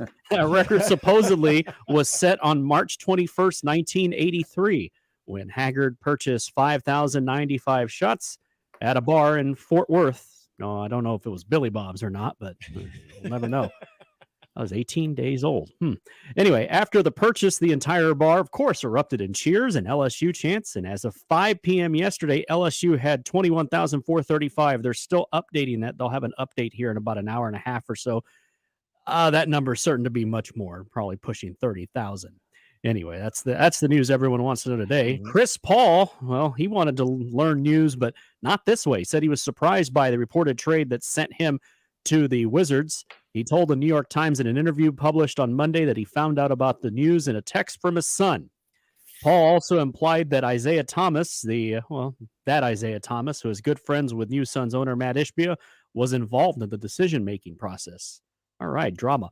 Other professional basketball stuff. Speaking of drama, Draymond Green's declining his $27.6 million player option and will enter unrestricted free agency. It was expected he would opt out. Now he can talk with the Warriors as well as explore sign and trades and free agency. A four-time All-Star, Green has been a pillar of the Warriors dynasty over the past decade after being drafted with the 35th overall pick in 2012. He has often been referred to as the team's heart and soul while also anchoring the defense. He's also been bit of a problem as well, but the Warriors, no surprise, they want him back. Nobody knows who wants the San Diego State Aztecs. The Mountain West Conference sent an additional letter to San Diego State Friday informing the school at this time that the conference will not approve any exceptions the school had requested last week when it gave notice that it intends to resign from the conference. San Diego State had requested a 1-month extension given unforeseen delays involving other conferences beyond their control, plus a reduced exit fee or the ability to pay the exit fee in installments. The Mountain West letter Friday was in response to SDSU's assertion that it had not given formal notice of withdrawal. The conference also said it did not accept the school's claim that it had not given formal notice of resignation. San Diego State would need to give a year's notice to withdraw next June, and the exit fee due then would be more. It jumps after June 30th from $60.5 million to $34 million. As of now, there does not appear to be an invitation to San Diego State from another conference, although they've long been linked to the Pac-12 and the Big 12 and who knows what else. This is becoming comical. Yeah, I want to go back to the Chris Paul thing real quickly. And also comical. It was, and I got to say this for Chris Paul. He supposedly found out when he landed in New York to do a spot on Good Morning America. Wemby apparently is on today. Oh, I should change the channel then. And I thought he handled it like a champ. If it truly was completely out of the blue, like he claims, that he literally found out from his son when he landed in New York right before he was going on GMA, and then he was asked about it. I got to say, Chris Paul, for a very awkward situation, guy's been around for a while. I thought he handled it very well. I really did. And, the whole assertion of, Isaiah having something to do with it. Again, I don't know what the truth is there, but all I know is how Chris Paul seemed to handle himself, at least in public on a national television morning show. Props to Chris Paul in that. That was because that's That's probably, for a guy that has been in the league as long as he has, he probably deserve a little bit better. I got fired on a message board. I found out I got fired from the Nebraska Sports Network on the message board. So Chris Paul's got nothing on me. I once got fired in an email, so that one's better. Message board, I like that one. So yeah, so I don't feel sympathy for Chris Paul. So some people on a Saturday say, "Hey, did you know you lost your job at the Nebraska Sports Network?" And I was like, "No, I was just on the air last night talking to Bill Callahan and Steve Peterson." And they're like, yeah, the chatter on, what was it? I think it was still Red Sea Scrolls back then. Somebody was like, yeah, there's a thread that you're getting fired or you've been fired. And I'm like, well, I haven't heard anything. And 9:25 on that Monday morning, Mark Halverson, who you worked for as well. Yeah. Yep. I like Mark. He was not in charge of the network. Told me that my services were no longer needed. Wow. And they took Sports Nightly out of Broadcast House in Lincoln, and I think they went to KFAB, and people rioted. As well they should have. Yeah. That's a classy move by the former administration right there of letting the info leak on the message boards. So hey, we had a guy. This was one of my first years in this building. They changed the entrance code just for him. And so that's how he found out that his services were no longer needed on the air of one of our FM stations. Oh man. That's actually rough. I've heard of that happening in one of the places That's I worked rough. for back in the day. They're like, hey, new entrance code. I asked why, and they said because somebody was getting let go. It's like, oh, okay. It's not me, I guess. Well, think if you're that person though. You're like, what the hell am I doing wrong? It's been the same code. Like, at what point do you sort of concede IDF like bombing for 15 minutes? And at what point do you concede like, oh, something might be off? Yeah. Or Well, do you like you call your buddy or your co-host and be like, hey, can you let me in? And they say, actually, I can't. I found out Frank Solich had been fired at the UNO hockey game. Oh yeah. I had great seats too. We Yeah, were at center ice. Yeah. Who were they playing that night? Do you remember? It's like a good matchup. That whole night became a blur, Nick. I'm sure. I can imagine. And I mean and being able to take 20 minutes driving from Omaha to Lincoln was pretty good that night as well. Yeah, that is very I'm not impressive. going to get to the station. But the adrenaline. What a rush. What a rush. Now it's almost Run all the like, lights. Yeah. All right, Sam McEwen of the Omaha World Herald. He joins us right after the break. It's Mornings with Sharp and Handley on 1620 The Zone. All right, another day at the big college baseball championship downtown. And you know by now, the only way to celebrate is with Templeton Riotous whiskey for the strong-spirited. The 8 fan bases that have been here, they all have their different levels of spirit. LSU and Tennessee will play again tonight, and they are fired up. You don't think there's some whiskey, Templeton Rye whiskey, that's been flowing in the tailgate? Just go and you can smell Templeton Rye whiskey out in Lot D. They got an all-star lineup with a 4-year, 6-year, and 10-year reserve, crafted for a strong community spirit. You know what? It absolutely is the perfect way to celebrate your favorite team. If you want your team to win today, Oral Roberts, TCU, LSU, or Tennessee, you better have some Templeton Rye with you. It is whiskey for the strong-spirited, available near you. Now, you want to learn more information about Templeton Rye, you can go to their Instagram page, Templeton Distillery, or, heck, make the short trip to their on-site distillery just outside of Omaha. Enjoy responsibly. Templeton Rye Spirits, Templeton, Iowa Rye Whiskey. Gary Sharp, Nick Handley, and Jimmy Chavez. Mornings with Sharp and Handley. Weekdays 6 to 10. On 1620 The Zone and 1620thezone.com. Mornings on 1620 The Zone is brought to you by MD West One Orthopedics, Neurosurgery, and Spine. The Connor Happer Show. I feel the need to stand up for bunting. I feel as if it has been crusaded against. I feel as if there is a war on bunting, Josh. They hate bunting. They hate giving up outs. Nerds. It was started by that line in Moneyball where Billy Bean says, never bunt. You're giving up an out. And I'm here to tell you it's still good for something. So once again, Connor Happer here for bunting. The Connor Happer Show. Weekdays from 10 to 2 on 1620 The Zone. Your Omaha area forecast presented by Funplex Water Park and Rides from the KETV Newswatch 7 Weather Center on 1620 The Zone. Another hot and sunny day ahead for Tuesday. A tad on the muggy side, though a little bit more breezy with southeast wind gusting 15 to 20 miles per hour. Highs around 94. I'm meteorologist Sean Everson from KETV Newswatch 7. The Zone Hotline is powered by 42 Degrees. The Source. By your mom's house. 1620, The Zone. Traffic. From the Backlund Plumbing Time-Saving Traffic Center. We have no accidents to report at this time, but you can expect a little bit of slowdown from 67 to 50th along L Street. Then on Dodge, be prepared for things to start slowing down just a little bit from 49th to 44th. And on Center, be prepared for a little bit of a delay from 192nd to 186th. As always, remember to stay safe and wear your seatbelts. I'm Chris Scott. This time-saving traffic was brought to you by IBEW Local 22. Does great pay, fully funded medical benefits, and a solid retirement sound good to you? IBEW has immediate openings for electricians. Invest in yourself with IBEW Local 22. Call 402-810-0789 or visit IBEW22.org today. Those of you who've enjoyed the cigar lifestyle for any length of time are keenly aware of the enviable reputation of Rocky Patel. Impeccable flavors and aromas, flawless construction. So allow me to ask, how would you like to attend a Rocky Patel event at Hearth Cigars on Friday evening, June 30th from 6 to 9?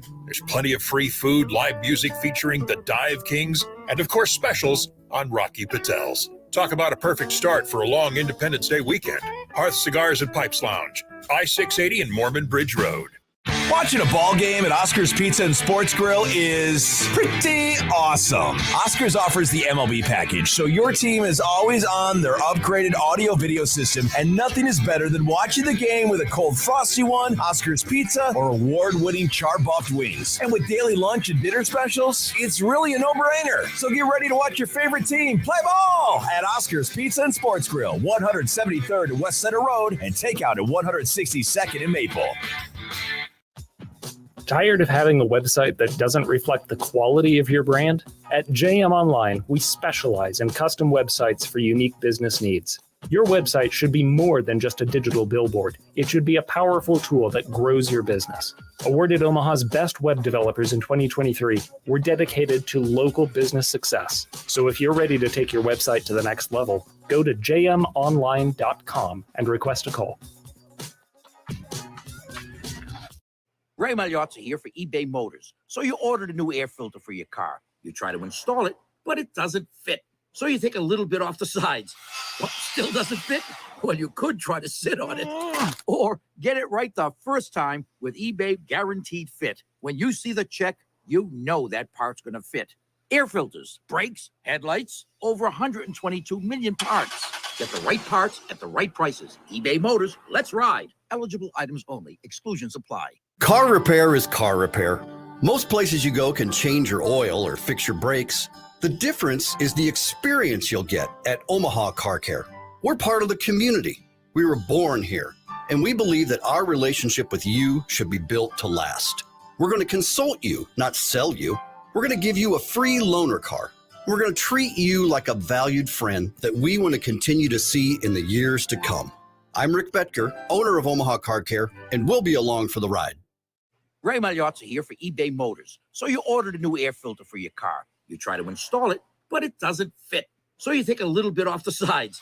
What, still doesn't fit? Well, you could try to sit on it. Or get it right the first time with eBay Guaranteed Fit. When you see the check, you know that part's going to fit. Air filters, brakes, headlights, over 122 million parts. Get the right parts at the right prices. eBay Motors, let's ride. Eligible items only. Exclusions apply. Can I take your order? Can I get a small chicken sandwich meal? Sorry, we only sell jumbo meals. Same size for everyone. Sometimes one size fits all isn't right for you. Same goes for your mobile plan. At Cox Mobile, get what you actually need and start saving with the right data plan. If your needs change, switch between plans at any time. Now that's something different. Thanks. I think I'll go get something different. Cox Mobile. We're different because you're different. Visit cox.com/mobile to learn more. Postpaid Cox internet required. Other restrictions apply. Now back to mornings with Sharp and Handley on 1620 The Zone.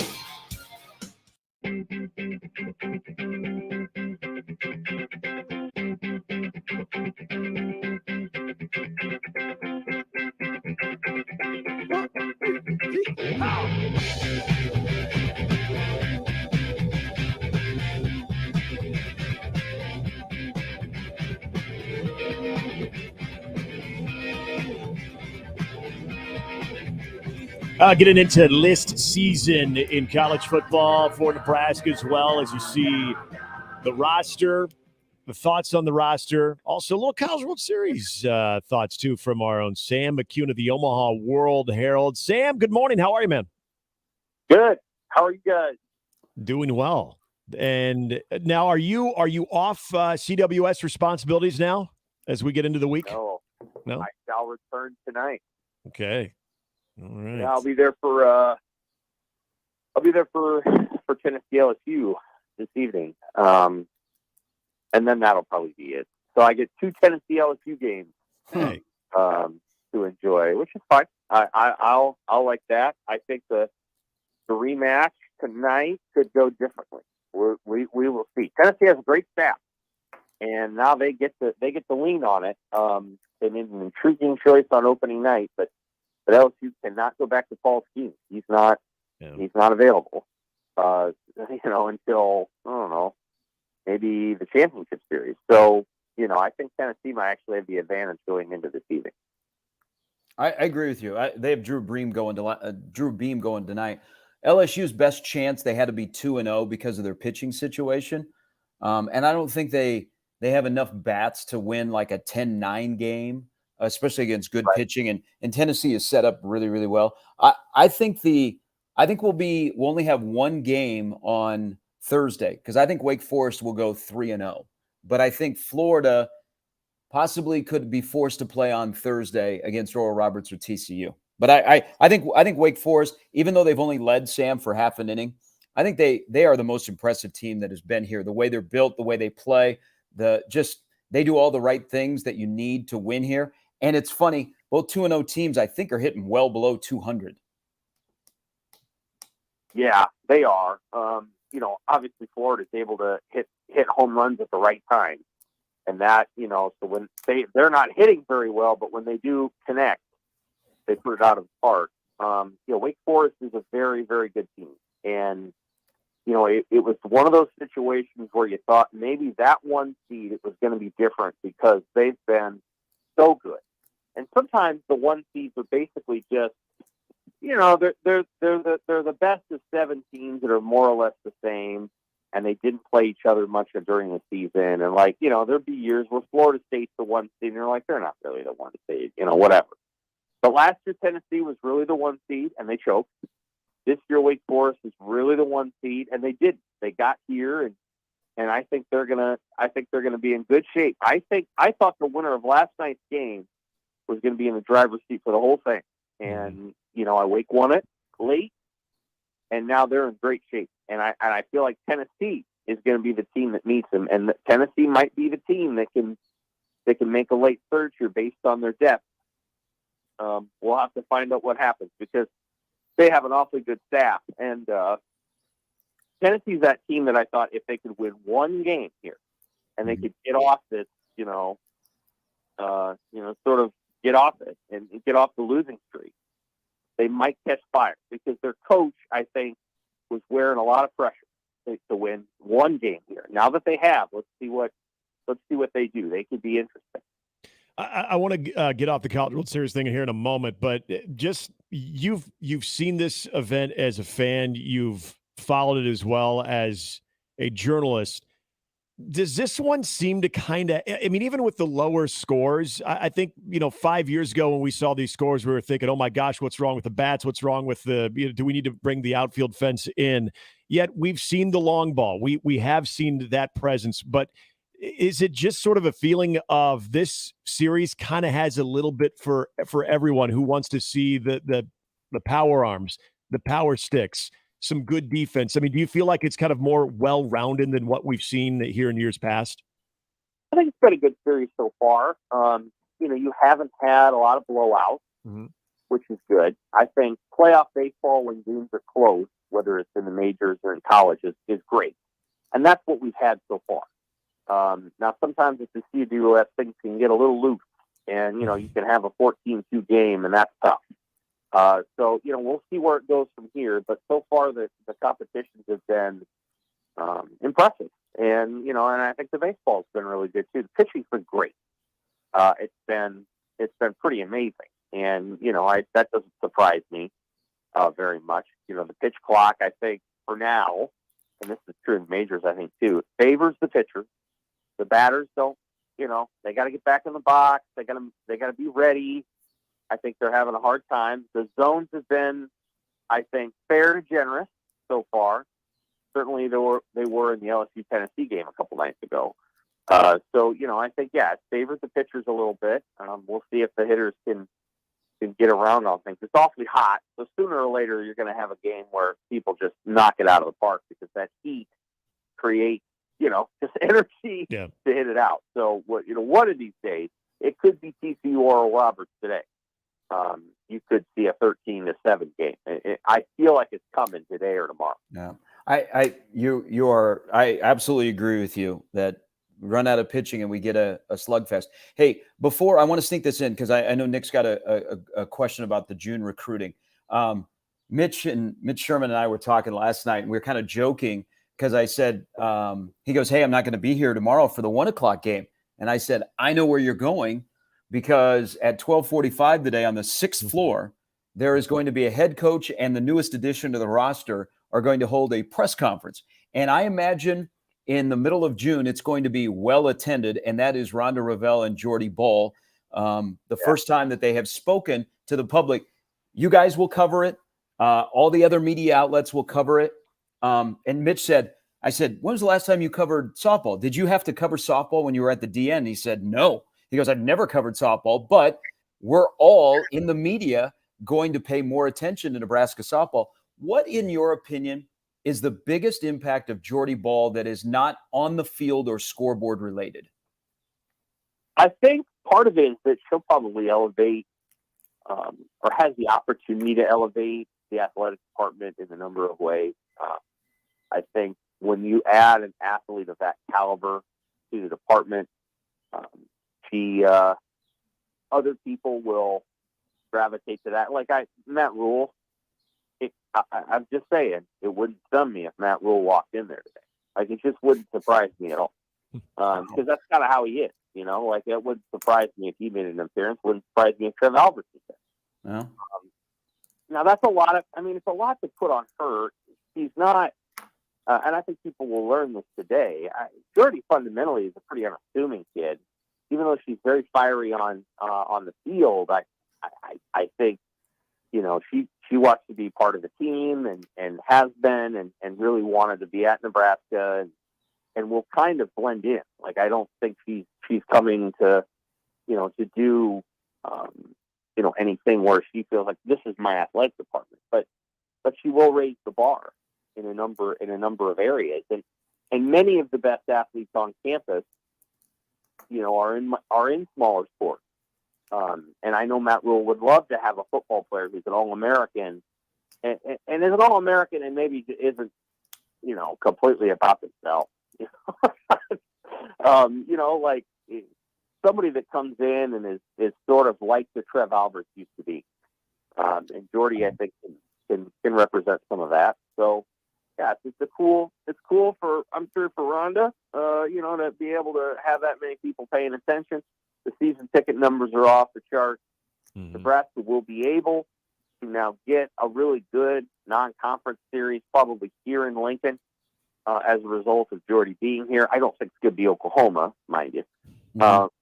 But I think they'll be able to get, usually it's Wichita's a good team, don't get me wrong, but it's KU or it's Iowa State or something like that. I think with her, they might be able to get Oklahoma State to come up here. You'll get a big non-conference series, and then it'll be a standing room only for her pitching stints. And because it's softball, she'll pitch through a lot of every home weekend. Like she's not gonna, she'll pitch every weekend, maybe twice. So, it'll be a cool thing to see how she affects campus and affects the athletic department as a whole. Talking with Sam McCune of the Omaha World Herald. Sam, the month of June we know is always big with the camps and recruiting. And Sunday was, I don't want to say it was a great day. You got 3 commits, and then yesterday another one is added to the fold of Nevin Taylor. If you kind of look at all 4 of the recent commits, is it safe to say these are the guys that are more under that sort of that project category, that development category, compared to what Nebraska has coming up here in the next week or so? Some of them are. I think,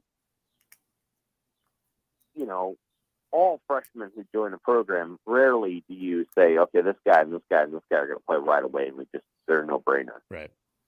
That's hard to always project. But yeah, I mean, I think a number of the commits that they have in the recent weeks are gonna be guys who take a little time. Certainly, Braylon Prude is nowhere near where he's going to be. He's 6'5" and 190. He's not a shooting guard, so they're going to have to put 30 or 40 pounds on him. Now, whether they make him a linebacker, so maybe he's a safety, but he's going to be a 6'5", 215-pound safety. You can either make him a rover, or you can make him a linebacker, but he needs weight. Jake Peters, I'll say this. I know you like him. Weight on him. Yeah, he's really good. He's undersized, but he's really good. He's bigger than John Raritan was, and John Raritan was a top 100 guy. Now, John Raritan didn't play very much in Nebraska. John Raritan was a top 100 recruit, and Jake Peters is bigger than him. And there's been some other guys that Nebraska signed that Jake Peters is bigger than. So I don't know what his recruiting ranking is related to. Probably that Iowa didn't recruit Peters. Mm-hmm. And so people are like, well, if Iowa doesn't offer him, then Iowa State's not going to offer him. And then those two teams offer him, then he must not be very good. But that's not true. He's good. And then Callum Bartis from way off the map. That'll be a really intriguing one to watch. It's possible that he's really darn good. If he can run the time that he says he's been running, then they got to steal. They got a guy that Brent Venables is going to come up and try to take away in 3 months. And then the guy yesterday, he says that Nebraska saw his tape and liked him, and I don't really feel like he looks like a corner, but he says that's where he's going. So we'll see what happens. I mean, there's some surprising additions to the team. They're not surprising in the sense that they committed, because Nebraska was by far the best offer. They're surprising that Nebraska could have probably gotten everybody but Evan Taylor 2 months from now, but they want him in the boat now, which is, that's fine. Evan Taylor was going to pick either Rutgers or East Carolina here if Nebraska didn't want him. But the other guys could have gone on for a while, and Nebraska wants him now, and that's fine. They like loyalty. They like to get that process going. With the relationship between the commit and the team, but certainly it's a different approach than say Riley had or Scott Frost. So let's look at the whole month so far, and they've got a big weekend upcoming, Sam. And we get excited about June because there's a buzz, and they got camps, and they got officials. And to their credit, so their last 7 officials, they're going to end up with 6 of those, and the one they don't, it's because dad doesn't want son to go to a quote unquote, as they use this term in the recruiting, a startup. Mom says, I want you to go to Nebraska, or they would go 7 for 7. But just being at the College World Series yesterday around people that are following recruiting, they see Evan Taylor and they're like, the former Nebraska basketball player? And there are guys that you have to research a little bit. So with that said, it's so on brand for rural recruiting. How would you assess the haul of commitments that they've gotten so far in this month? Like, just not, hey, this is how rural recruits, but just your general impression of the haul of June when it pertains to Nebraska. How would you assess it? Well, I would say that they've again, they're what I would describe the recruits as are under the radar guys, all of whom either have really good frames or really good high school tape. Peters is a little bit of the outlier because he doesn't have the prototypical frame, but he looks like he's a really good lineman. But the rest of them, I think, are projectable type. Mario Buford committed this month. Obviously. And that was a good pickup. Yep. Yeah. I mean, he's a smaller, physical corner. I think they've done pretty well. Again, I think the question is, and let's see if they pick up Donovan Jones, so he would be another one. And then I think you're going to see, maybe a few others come out of this upcoming weekend. 3, 4, 5 of them. It's possible. We'll see. I think they feel like they're probably feeling like they've done what they want to do. It's just a different approach. A lot of their commits are guys that, they like.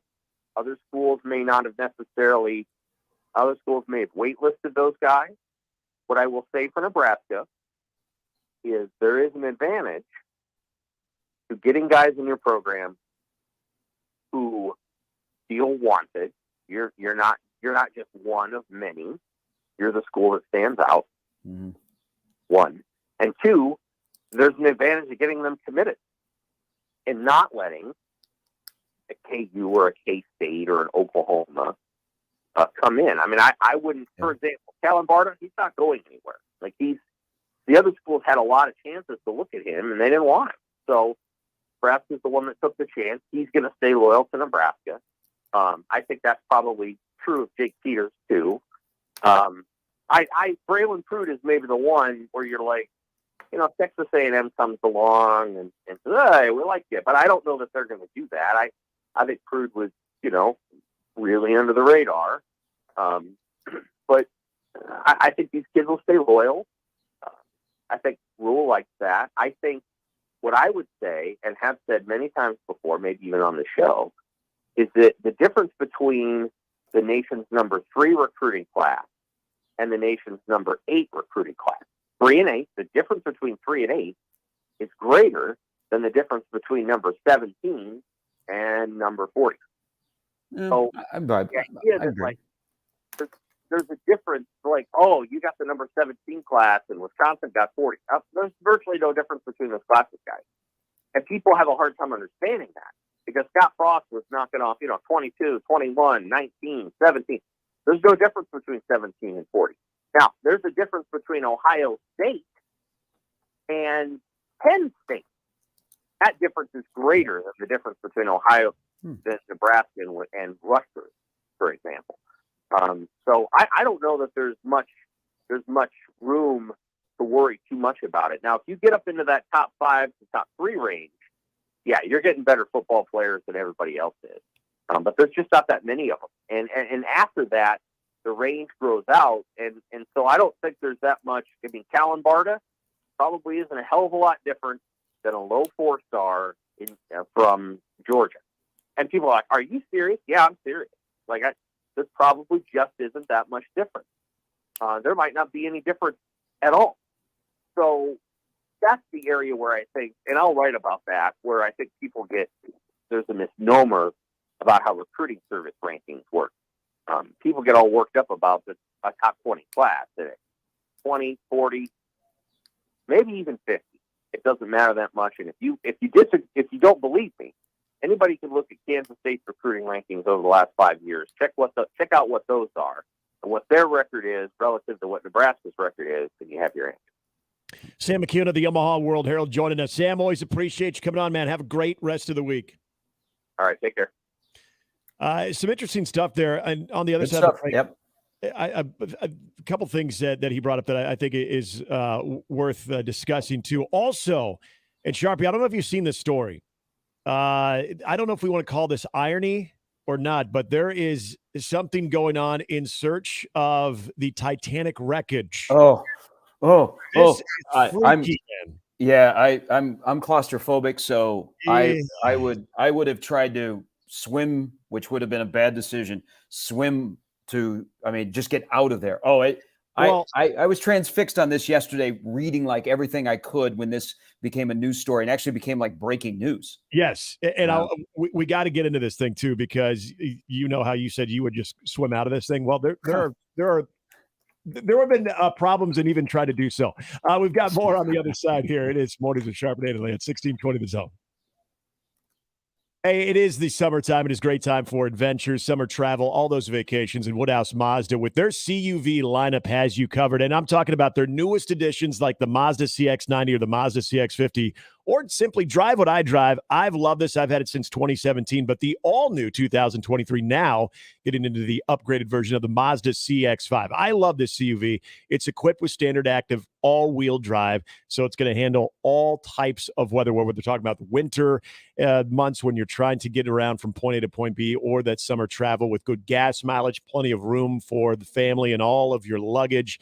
It is surrounded with sophistication and style with the available Napa leather trim seats that are oh so comfortable. And also a big deal to me is that modern infotainment system, whether you got the kids screaming in the background or you've got some navigation that needs to be taking place, you've got that modern infotainment system that is going to keep you calm and confident on the road. And right now you can lease a 2023 CX-5, Mazda CX-5 from Woodhouse Mazda for $375 per month for 36 months.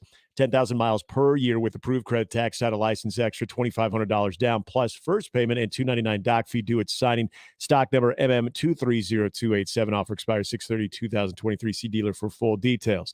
Always chat with a sales team member online or stop into Woodhouse Mazda in their 2 locations in Bellevue and in Millard. You can schedule a test drive, check vehicle availability, and so much more. Woodhouse Mazda, a drive worth experiencing. Gary Sharp, Nick Handley, and Jimmy Chavez. Mornings with Sharp and Handley. Weekdays 6 to 10 on 1620 The Zone and 1620thezone.com. Now live on Twitch, YouTube, and 1620thezone.com. Hi, this is Doug Nodgard with Equitable Bank. Great service never goes out of style. When the digital age dawned, many said computers would be able to handle many of the interactions that used to take a person. Boy, were they wrong. How many times have you called your bank and gotten a recording to press 1 or 2? Not at Equitable. Not only does Equitable answer your call in the first ring, it's answered by a human being. That's because Equitable Bank values its customers. Equitable Bank, we take banking personally. Member FDIC. Hi again, everybody. Kent Pavelka courtside, getting ready for hail season with the Rooferees at John Higgins Weather Guard. When hailstones fall, be sure to make the right call. Just one call to the experts at John Higgins Weather Guard to work directly with your insurance provider. With an A+ rating from the Better Business Bureau for the highest level of customer service. There are so many reasons, so many fans have used the winning team for their roof at John Higgins Weather Guard. Remember, when hailstorms fall, make the right call. The Rooferees at John Higgins Weather Guard. We've asked some water park experts at Funplex in Omaha what the best part of summer here is at the park. So, what do you guys think? Motion Ocean, the slides, the lazy river, splash, double trouble. Whoa, one at a time. Whoa! We got this. Riding the waves of the Motion Ocean. Next, double trouble. A trapdoor drops, and suddenly you're rocketing down a slide feet first. Yeah, but what about music and lights inside Rockin' Rapids? Okay. I guess the experts have spoken. This summer, let the fun drop at Funplex. Get your tickets now at fun-plex.com. Ray Magliozzi here for eBay Motors. So you ordered a new air filter for your car. You try to install it, but it doesn't fit. So you take a little bit off the sides. What, still doesn't fit? Well, you could try to sit on it. Or get it right the first time with eBay Guaranteed Fit. When you see the check, you know that part's going to fit. Air filters, brakes, headlights, over 122 million parts. Get the right parts at the right prices. eBay Motors, let's ride. Eligible items only. Exclusions apply. Meet Joe A, Joe B, and Joe C. What's up? 3 everyday Joes perfecting their banking with Chase. Joe A is locking his lost debit card with the Chase mobile app. Joe B is cruising toward his new ride with AutoSave. And Joe C's Chase banker is helping him budget to go back to school. Tools that help protect. Support for what's next. One bank that puts you in control. Visit chase.com/checking. Chase. Make more of what's yours. Chase mobile app is available for select mobile devices. Messaging and data rates may apply. JP Morgan Chase Bank and a member FDIC. Advertisement sponsored by Allied Injury Group, not available in all states. This important message from Allied Injury Group reminds you that if you or someone you love was injured in an accident that wasn't your fault, you deserve financial compensation for your medical expenses, lost wages, pain, and suffering. Don't rely on insurance companies to look out for you. If you haven't spoken to an attorney, call our legal experts now. Work accident, truck accident, collision with an uninsured driver, or a slip and fall, Allied Injury Group has helped clients win hundreds of millions of dollars in damages. They're available 24/7 to take your call and fight for you. Remember, if you or someone you love suffered injuries in an accident that wasn't your fault, like being struck by a drunk driver, a collision with an 18-wheeler, were a victim of workplace negligence or more, get the financial compensation you deserve. Call Allied Injury Group for a free consultation now. Call 800-781-1815. That's 800-781-1815. Again, 800-781-1815. 1620 The Zone at 1620thezone.com. And we're back. Mornings with Sharp and Handley. Here's Gary, Nick, and Jimmy on 1620 The Zone.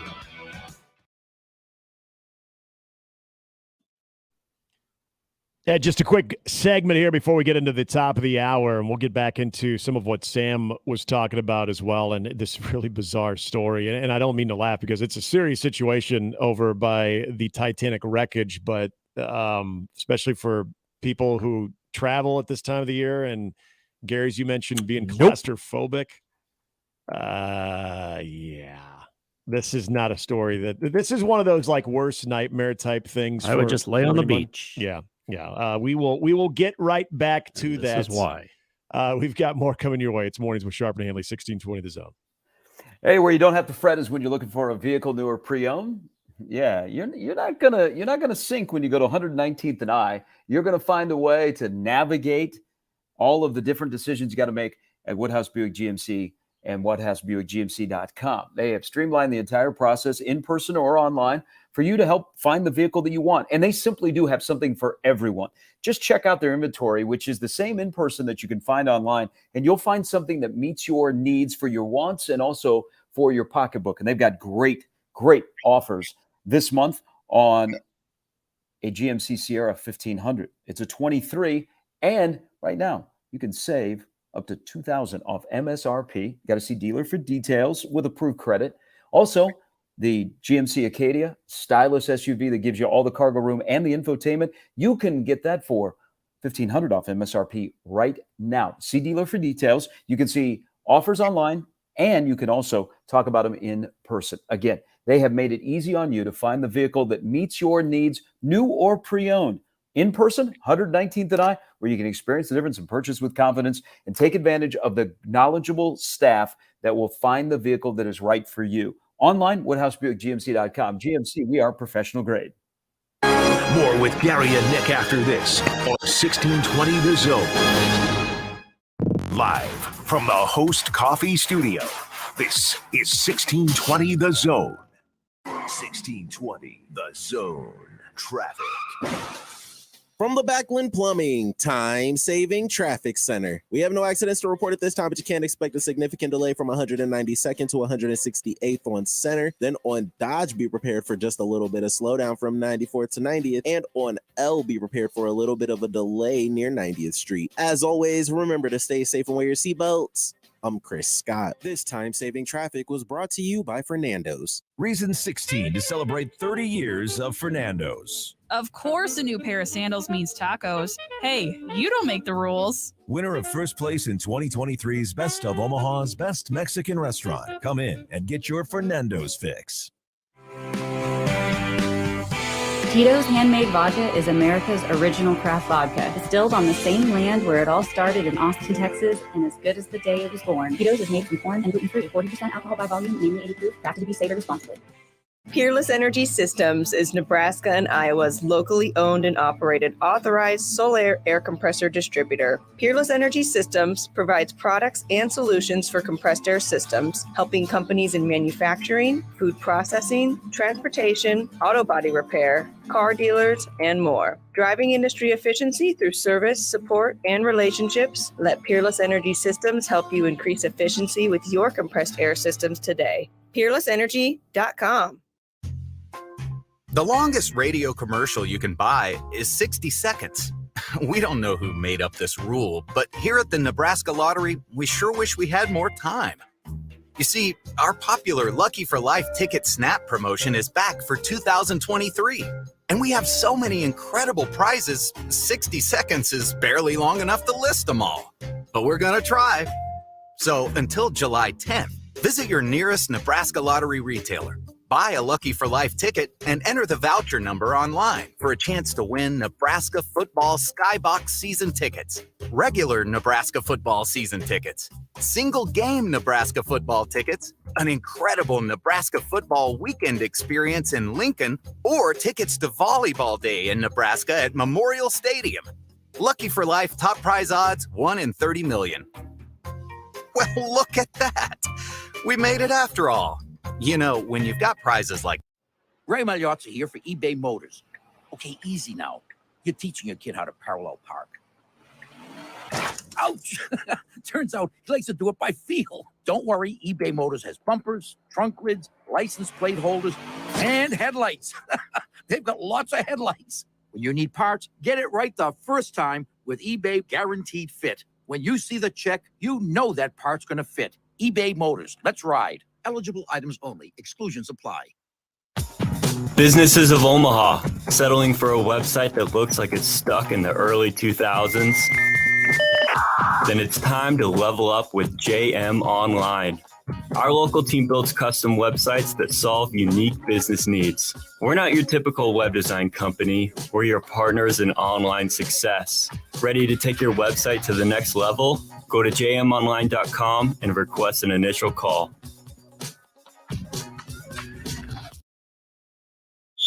Let it fly. Your elevated sports bar experience. KOZN Bellevue, Omaha, Council Bluffs. This is 1620, The Zone. And we're back. Mornings with Sharp and Handley. Here's Gary, Nick, and Jimmy on 1620, The Zone. Halftime brought to you by Hearth Cigars and Pipes Lounge, just off 680 and 48th Street next to Cubby's. It's Hearth Cigars and Pipes Lounge.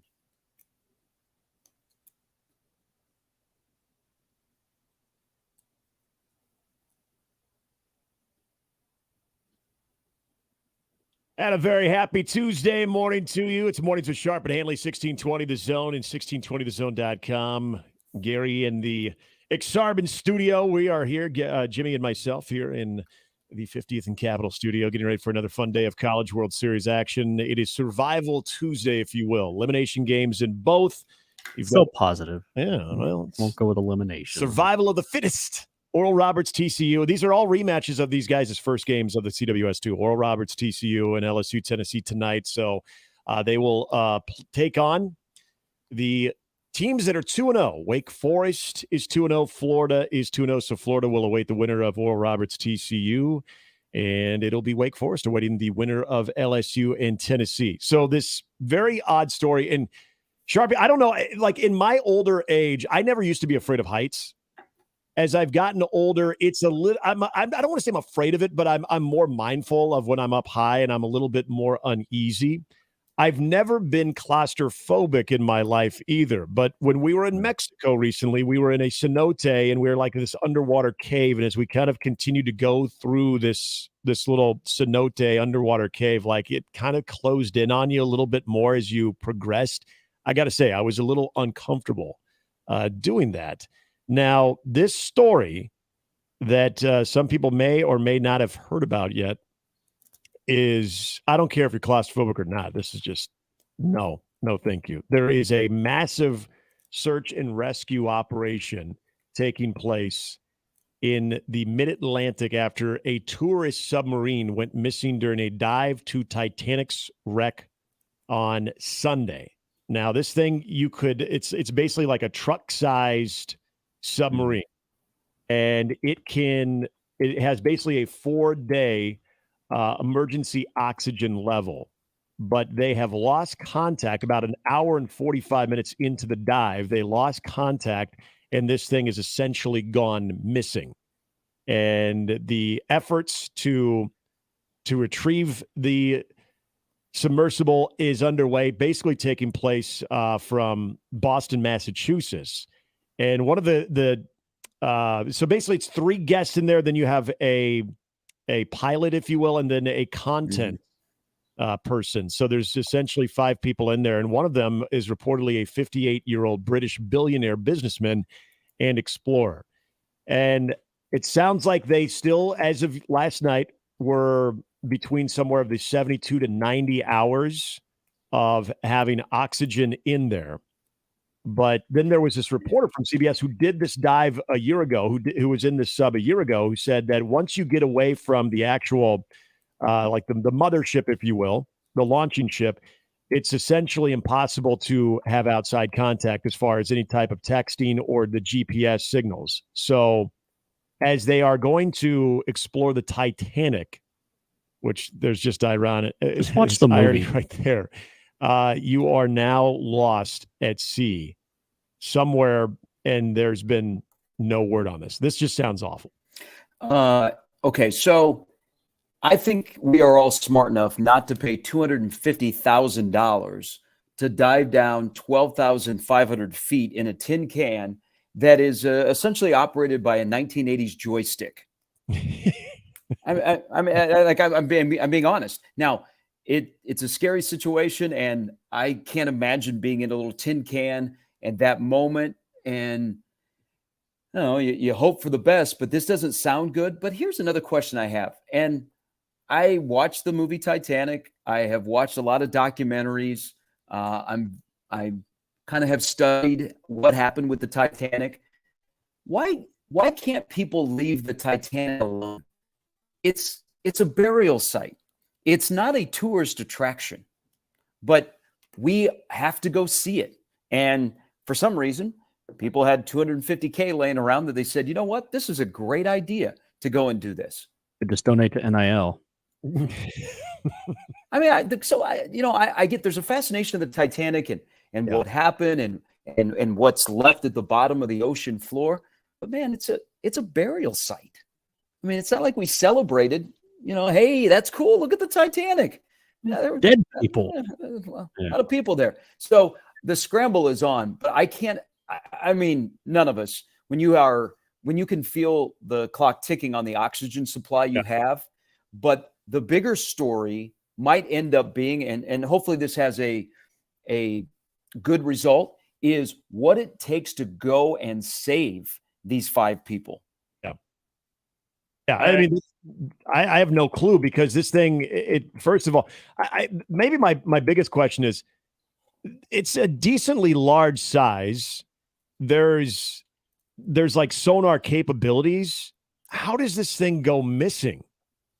I mean, they've been doing these tours for so long. Like, I'm really curious on how this thing, about an hour and a half into its journey, it goes missing. With the technology and with what this company, it kind of boasts about the experience itself. Boy, this is, I mean, it's just one of those, I don't know. I'm with you. I mean, if I had that much money, I wouldn't be spending it that way. But hey, there are people that are explorers and they want to see that. I'm just really fascinated on how this thing goes missing. And yes, how does it ultimately get recovered? Like, what is the process of getting it recovered? Because right now you are in a race against time and trying to successfully rescue these 5 occupants of this thing, but I have no idea how this thing is even supposed to go down, like how you can even find it and then be able to resurface it in a safe manner. You're right about trying to find it. So if people want to see how this works, and now I've become, this morning, I am the expert on Olivia Dunn and going to visit the Titanic. So look up, there's a thing called the Styrofoam Cup Simulation. And it is equated to when people travel down to go see the Titanic, or they travel down that much depth in the ocean, is you go from the size of a cup and you are crushed to the size of a cork when you are traveling down that deep.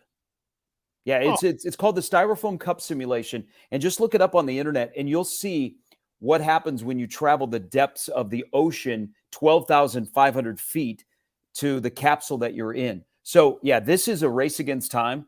And should it be a bigger story? I got the national news on here in the studio, the home studio, and it was like a passing, hey, this is what's going on, and the oxygen is running low, and we hope we can go down and rescue them. Or do they have a safety mechanism that gets activated, that when you're in distress, you activate it and you float to the surface? I mean, shouldn't it have that?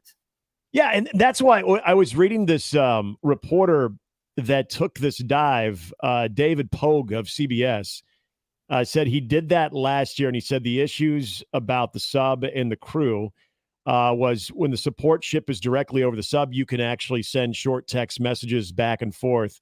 But once you get away from that, you cannot communicate with the vessel, and neither GPS nor radio work underwater. So my follow-up to that or to the company would be like, so how are you able to safely maneuver this thing back? I mean, are you strictly relying on the pilot to get that thing back up to surface? Because I would think there would have to be a backup plan, then a backup to that backup plan when you're going to those types of depths. But again, not knowing enough about how this works, I would think if I am going on that, first of all, life has been good because I got that money, but I would be checking into all of those different things, because if I'm reading this correctly, it's like an 8-hour jaunt. Well, yeah. So this is why this doesn't make sense. And you have way too much money. They spend $250,000. It's controlled by a joystick. Like my Atari is controlling this. But so the Titanic sits at about 3,800 meters, which is 12,000 feet. A lot of these capsules can only go down about 1,000 meters. Yeah. Okay. There's a difference of 2,800 meters there. So, you know, and it becomes the race against time, because you only have so much oxygen on board. And then after that, if you haven't reached the surface, you're going to starve of oxygen. But there's got to be something. There's got to be something that, again, you like an activation and boom, you start going back to the surface, where you can open up the hatch and, you know, wearing life preservers, crawl out, or, you know, that makes it easier for the Coast Guard to find you. I don't know. There's a lot of questionable things that are going on here. And I don't think we're going to hear a good result. This doesn't sound like a rescue mission. This sounds more like a recovery mission. Yeah. But what the hell? $250,000 to go see a burial site, and you are in now a size of a cork that is not capable of reaching those depths of the ocean. Something's not adding up in this story. No. As much as this makes it all cringeworthy and like, oh my God, it claustrophobic, it would start to squeeze in. Something doesn't sound right about this whole scenario. Yeah, I'm with you, and maybe we'll get some answers in time. And I'm with you. Obviously, I think we all are hoping that this has got a happy result where they are recovered successfully, and not even recovered, but they are rescued successfully. But the other thing, I try not to let my mind go there, but you mentioned, you know, as the clock is ticking away, when you know that you are down to your last hours of oxygen, I can't even imagine what one must be feeling, where you're at some point, are you just giving up hope that you're not going to be found? Like, I can't imagine that mental part of it. I mean, this is just, when you think of some of the worst ways to go, this would have to be up there. Wow. It would really have to be up there. All right. Some pay $250,000 to go to the bottom of the ocean to see a burial site, otherwise known as the Titanic. Some of us have way too much money that we would pay $21 for a Big Mac fries and a purple shake to celebrate Grimace's meal. I can get behind that instead. No, Jimmy, have you checked this out? It's $21 for the Grimace meal. McDonald's, what are we doing? What are we doing here? Well, more of what is in that purple shake. Yeah. Okay. I'll listen. Now, not every place, like I'm sure here in Omaha, because the prices, you know this, and I don't know if you went to like a McDonald's or you went to a resort in Mexico. Yeah. But you know, like if you go to Chicago and go to McDonald's, or you go to New York or Los Angeles, the prices like at a McDonald's are much different than the prices they are when you stop by the McDonald's on 84th and the interstate. You know, I mean, here that meal is probably $9. At the McDonald's, on Clark in Chicago, not very far from Wrigley, it's probably $21. Yeah. But I for a burger, from fries and a shake for $21. Yeah, I have too much money. That thing better be amazing. Well, so Jimmy, weren't you going to go try out the purple shake? No. No. Oh, no? Tempting. No, I mean, as much of a guinea pig as it just didn't do it for me. Can we get it individually? Can you just get it as a standalone? Oh, Doesn't I have think a- so. Okay. I think so, but as they all say, it's better with a meal. That's true. It is. I mean, if you feel the urge, like we did with Frosties, you could dip your fries in it. Maybe. See, I would go get a maybe it provides Frosty, but that's just nostalgia for me. It's warm out. I mean, Like- it could be a good day for it. Anybody that says they pay $21 for this, unfriend them. I'm not against the meal. I'm just $21 for a Big Mac, fries, and a purple shake. Now, if you're saying a purple drink, count me in. Yeah. Okay. Now we're talking. 8:22 on a Tuesday morning on day 5 of the Yes. College World Series. Yeah. Out in Lot D, they'd be down with it. I'm in. Oh, there'd be so many. I mean, how the LSU Tigers, have they gotten into the purple shake? The Tiger fans have? I feel like they should. To be honest, they get into a little bit of everything. I love I love my LSU people. I love your family. We love you here in Omaha. You're against the streetcar. You tell me that every day when I'm walking to the ballpark. Sharpie, no to the streetcar. Go Tigers. You're going home tonight, unfortunately. But yeah, they're into everything. Yeah, that is a fair assessment. Are they On the bright side, you are could they get 50% off T-shirts tonight. Then That is true, and that would be actually so. Yeah, it's funny you say that, Jimmy. That would be the one team, if they do get eliminated, that you'll get a big Omaha contingent going after that 50% off rack. Because when they rolled the Virginia one out on Sunday, it wasn't a highly anticipated rack of discounted clothing. And then yesterday, Stanford, not so much. Between Oral Roberts and TCU, I could see that being a little bit more popular. But if LSU gets eliminated tonight, they're going to have like security on that rack, because they just roll them right out in the middle of Baseball Village with 50% off, and you attack the rack and they're just shirts. It's all it is, just the CWS shirts of those teams. That will be the most highly sought after shirt. Absolutely. Are the fans, are they sticking around after tonight if they do lose, in your opinion? Because I think they will. Some will. Some that come here every year, regardless of if LSU is here or not. Yeah. Now watch, LSU is going to get motivated. My comments will be up on the locker room door, and LSU will go on a run and they'll win the national championship. I would love to see LSU. I want to see Paul Skeens pitch one more time, but I don't know that they have enough pitching to get to the point where he would pitch in game 1 of the championship series. And I like who's pitching for Tennessee tonight. Yeah. He was doing a good inning on TV last night. Skeens was too. Good personality there for a big dude. Hey, it's a fascinating story that Dylan Cruz's first home run of his career was off of Paul Skeens when Paul Skeens was playing at Air Force, and the fact that Paul Skeens was at Air Force, went to LSU, and he's going to be the number 2 overall pick. He didn't have to get up at 5:30. He doesn't have to do everything that goes into being a cadet at Air Force Academy. He could just focus on baseball. The weight training is a lot different. That's a wild story. It's either good or bad for college baseball that you have stories like that, or man, I got to get me to an SEC school because look what could happen to me. I got a question, and I know not everybody goes to the Air Force Academy is destined to be a pilot. He's huge. And a buddy of mine went and actually played baseball at Air Force, and he's about 6'5". He's a lot more slender than Skeens. I mean, Skeens is easily 250. He's got to be like at the maximum requirement for what could actually fit into a cockpit, because I've seen those things. They're snug. And I think you get to a certain height and a certain like proportion. Yeah, sorry, man. This is not going to be your line of work.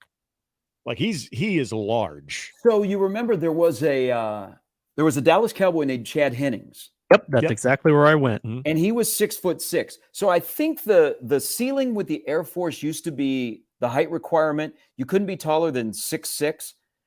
But then because they weren't getting, they wanted more candidates. Yeah. I think they removed the height standards. Okay. And then it was told to me that they figure it not by, hey man, that guy's 6'6" or that guy's 6'8". It comes down to like your sitting height.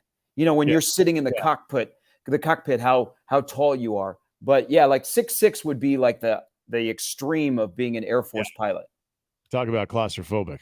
Hopefully that ain't an issue. That would not be good. All right, we got an update coming up with Jimmy. What's up, man? This whole segment's been about snug things, cockpits, little subs. Anyway, the Storm Chasers have won 11 in a row. They'll look to make it 12 tonight as they begin a series at Rochester. They're now 34-32. First pitch this evening is at 5:45. Keisei Tominaga is one of 25 players selected to Japan's preliminary roster for the FIBA Basketball World Cup. This will mark his second appearance with the senior national team as he played in 7 games last summer, averaging just under 16 points while shooting 39% from 3. He had 33 points, including 8 threes, in a loss to Australia in last year's Asia Cup quarterfinals. Japan will have a busy schedule ahead of hosting the FIBA World Cup beginning in August with 7 games prior to the tournament. They'll host Chinese Taipei in a pair of games in July, play host to New Zealand in August, and then they'll finish pre-tournament preparations against Angola. Angola. Get Charles Barkley on the call. France and Slovenia. Japan's group of the World Cup in Okinawa. Yeah. Includes, you're going to do a Karate Kid 2 reference, weren't you? It's going to be Miyagi, but no, we're not going to do it. It includes games against Australia, Finland, and Germany beginning on August 25th. Nebraska's Kellyanne Strand fired a 3 under par 69 on Monday to win the USGA qualifier in Alberta, Canada, capturing a spot not in Calgary in Sundre, capturing a spot in the U.S. Women's Amateur Championship later this summer. Was an all Big Ten freshman for the Huskers in 2023. She recorded 5 birdies to go with 11 pars and a pair of bogeys on her way to 3 under 69. She defeated Canadians Lauren Kim and Leah John by 1 stroke. Kim joined Strand in qualifying for the U.S. Women's Amateur, while John will be the first alternate. That will take place at the Bel Air Country Club, August 7th through 13th. Luis Arraez went 5 for 5 again to raise his batting average back to 400. Jorge Soler homered as the Hot Marlins routed the Blue Jays 11-0 last night. John Birdie had 3 hits. Jesus Sanchez doubled twice for the Marlins, who won their 5th straight game and finished with 19 hits, their most since getting 21 on June 1st last year. In an opener of a doubleheader at Colorado, they improved to a season-best 11 games over 500 at 42-31. It was the second time in his past 3 games that Arraez went 5 for 5, following an 0 for 15 slide that dropped his average to a paltry 378. Joey Votto came back, and things just keep getting better and better for the Reds as he homered and hit a go-ahead 2-run single in his return to the Reds lineup after a 10-month absence following surgery, helping Cincinnati to extend its longest winning streak in a decade to 9 with a 5-4 victory over the Rockies. The Red Stockings take over the NL Central lead for the first time since early April, moving a half game ahead of Milwaukee. The Reds are on their longest winning streak since taking 10 in a row in July of 2012. Henry Davis, the top overall pick in the 2021 amateur draft, made his major league debut last night for the Pirates against the Cubs, starting in right field, doubling down the left field in his first at-bat. He finished 1 for 3, and the Pirates lost to the Cubs 8-0. The Royals' new losing streak is very much on as they fall at Detroit 6-4. They're now 19-53. The Mets beat the Astros 11-1. They've lost 5 in a row, has Houston, and they're now 39-34 and third in the AL West. And I ask you boys the question, is it time to panic? Oh, for the Astros? I know. No one's going to feel sorry for me. No. What those uniforms, my gosh. Those are hideous. Yeah, a lot of them are. Lots of them are. Yeah, those things. The Houston ones, no thank you. Just throw the rainbow jerseys on and call it good. They did that with the socks, didn't they? Like their socks had the sort of the orange and dark blue rainbow effect. Like, ew, they're not good. Dark blue, all dark blue, not a good look. That's just my fit take for the day on that. No. So out on the uniforms, out on night golf. You're taking. I've noticed some joy in mentioning the Royals recent. I'm just informing you on the things that happened last night. They've started a losing streak. These are just the facts. So I get Royals alerts on my phone, and I noticed that they were up 4-0, and Bobby Witt Jr. hit a home run or he did something. So I'm thinking, all right, good way to start the series in Detroit. I didn't realize until I got home last night, I was watching SportsCenter, that they lost. Mm-hmm. I mean, they blew a 4-0 lead like at the beginning of the game to, what have they lost, 12 or 13? Man. To Detroit. The new AL Central power. Gosh, the AL Central and the NL Central are just absolute dumpster fires. The NL Central, I'm going to say, though, is just slightly better because at least you have more than one 500 team. I mean, it's bad, though. Oh, yeah, well, and you never know what month it is because the Reds and the Cubs all of a sudden are making moves. Yep. I can get behind this. This is a story I can get now that the Pirates have fallen apart. I don't know, Sharpie, as a Cubs fan, if you are upset about the Reds. Like the Reds, it's kind of a fun story though. And Joey Votto returning last night and hitting a bomb. Like, I mean, it's kind of a fun story if there's a rooting interest. I know it's in your division, so maybe you don't see it that way. But they were on my under. Oh, look, they're the story is, I mean, they got, Ellie De La Cruz is a guy you got to watch every week. But I've always been a big fan of Joey Votto, so that was cool that he comes back last night and hits the home run. I don't know, they're way over their skis.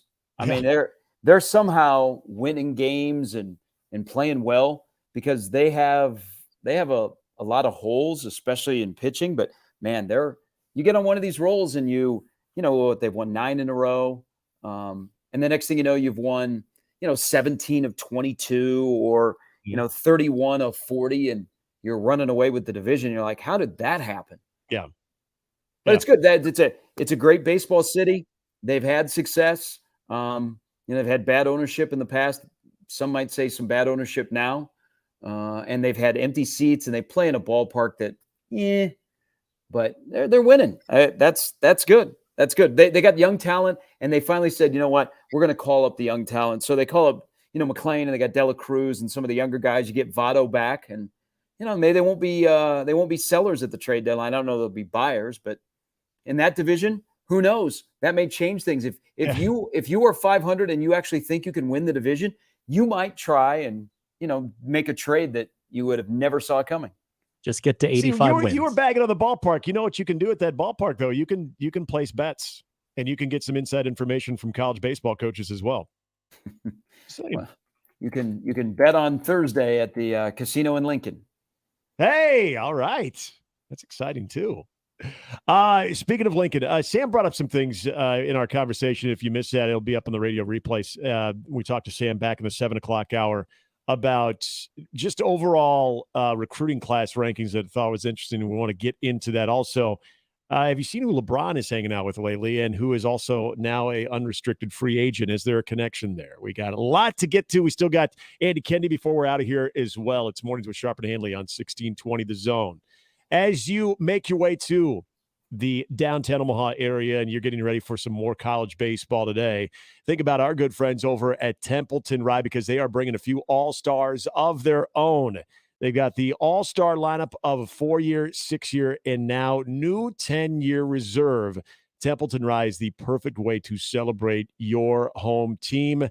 Again, Templeton Rye is whiskey for the strong-spirited with a new, bold look in a same great taste. And the 10-year reserve, something you definitely want to check out. It's an absolute home run all around. And to learn more about Templeton Rye, you can check them out on social media, their Instagram, Templeton Distillery. Also, for all of our visitors in town, if you're looking to, especially you Florida fans and you Wake Forest fans, you got the day off, well, there's a short drive just outside Omaha to Templeton, Iowa, where you can check out the distillery itself. You can find ways on how Templeton Distillery and the history of local legacy and what goes into distillery exclusive releases. Also, some great cocktail ideas like the Templeton Old Fashioned, Manhattan Templeton Sour, and the Iowa Meal. Just go to TempletonDistillery.com to find out more great recipes and more about the distillery itself. Enjoy responsibly. Templeton Rye Spirits, Templeton, Iowa, Rye Whiskey. Mornings with Sharp and Handley on 1620 The Zone and 1620thezone.com with Gary Sharp and Nick Handley. Mornings on 1620 The Zone is brought to you by MD West One Orthopedics, Neurosurgery, and Spine.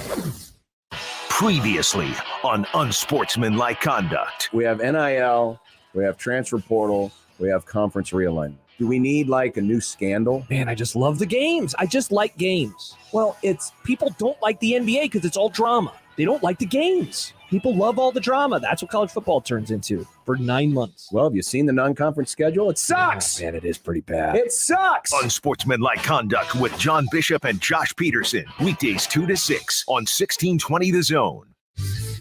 Your Omaha area forecast presented by Funplex Water Park and Rides from the KETV Newswatch 7 Weather Center on 1620 The Zone.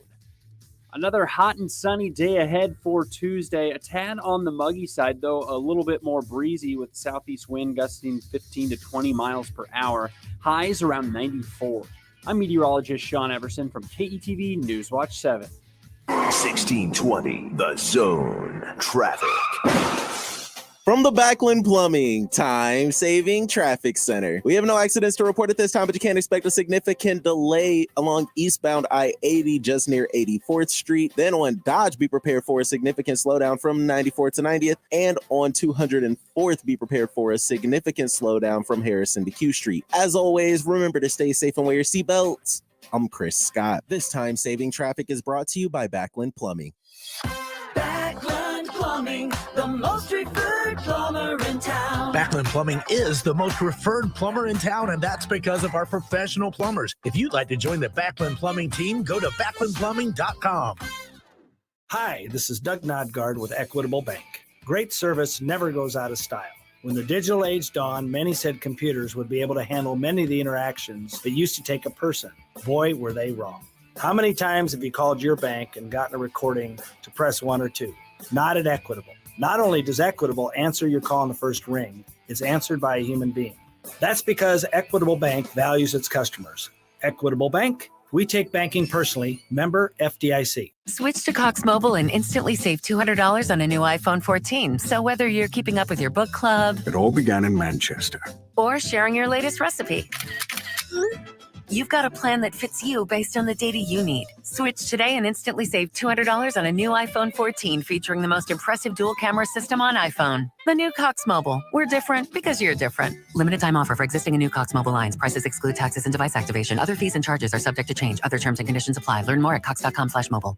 Did you know that radon is the #1 cause of lung cancer for non-smokers and that our region has some of the highest levels in the country? Radon Defense Midwest can test and fix your home. Visit radonradio.com for an exclusive offer for 1620 The Zone listeners. That's radonradio.com. As long as I can remember, new Chevys could always be found at the corner of 112th and Dodge. And now that location is Woodhouse Chevy Omaha, a familiar sight to find new roads to your new Chevy Silverado. Save up to $6,000 off MSRP on the 2023 Silverado 1500.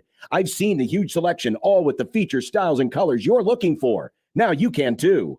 Woodhouse Chevy, exit 75, I-29, Missouri Valley, and now 112th and Dodge in Omaha. Or visit woodhouse.com. With approved credit, see dealer for details. Expire 6/30/23. Tired of having a website that doesn't reflect the quality of your brand? At JM Online, we specialize in custom websites for unique business needs. Your website should be more than just a digital billboard. It should be a powerful tool that grows your business. Awarded Omaha's best web developers in 2023, we're dedicated to local business success. So if you're ready to take your website to the next level, go to jmonline.com and request a call. Many people go back to the dealership out of habit or because they think the dealer is the only one who knows how to fix their car. At Omaha Car Care, we offer a better option. We have ASE certified technicians, the technology to service any vehicle, and free loaner cars. The dealer will sell you a package of services. We'll provide the service you want for your car as your trusted partner. I'm Rick Betker, owner of Omaha Car Care, and we'll be along for the ride. Make the right call, fans. The Rooferees at John Higgins Weather Guard. Rooferees. And we're back. Mornings with Sharp and Handley. Here's Gary, Nick, and Jimmy on 1620 The Zone.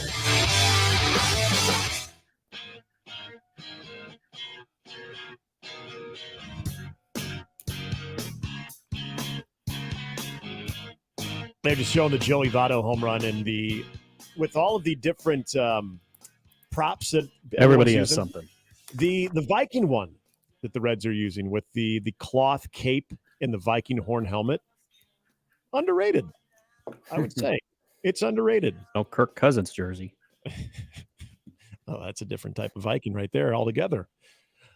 Sharpie, Sam brought up something that I thought was interesting of the team recruiting rankings when talking about a bigger gap between a team rankings between 3 and 8 as opposed to 17 and 40.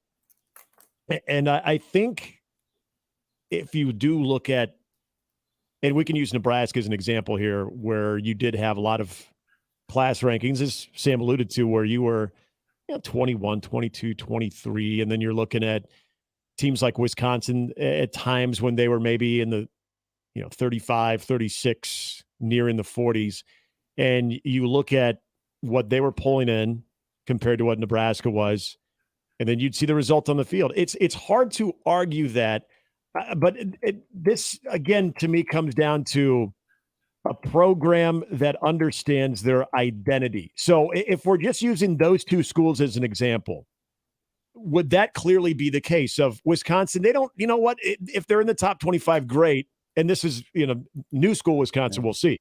But old school Wisconsin, they know exactly what they want. They know the type of guys they need, and they know how they're going to develop them. And you can make a similar case for Iowa, as opposed to what the rankings at the end of the day of each recruiting cycle actually mean to them. If they have a goal of like, we need to be in the top 25. I don't think programs like that have that identity, that have a track record of success, really care that much. No, because all these recruiting rankings are done before that particular prospect sets foot on your campus. Right. And some guys respond better once they get to college. Of course, guys can go the other way. Some guys stay the same. And it's also, you bring up a point of identity.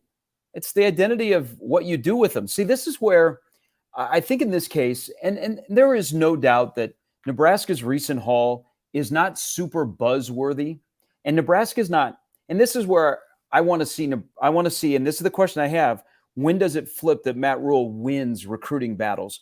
Like you're in the mix for a particular player that Stanford or Florida State or TCU wants, and those are the four schools, and I'm just kind of grabbing at schools that are right around Nebraska's recruiting rankings perennially, that you're winning those.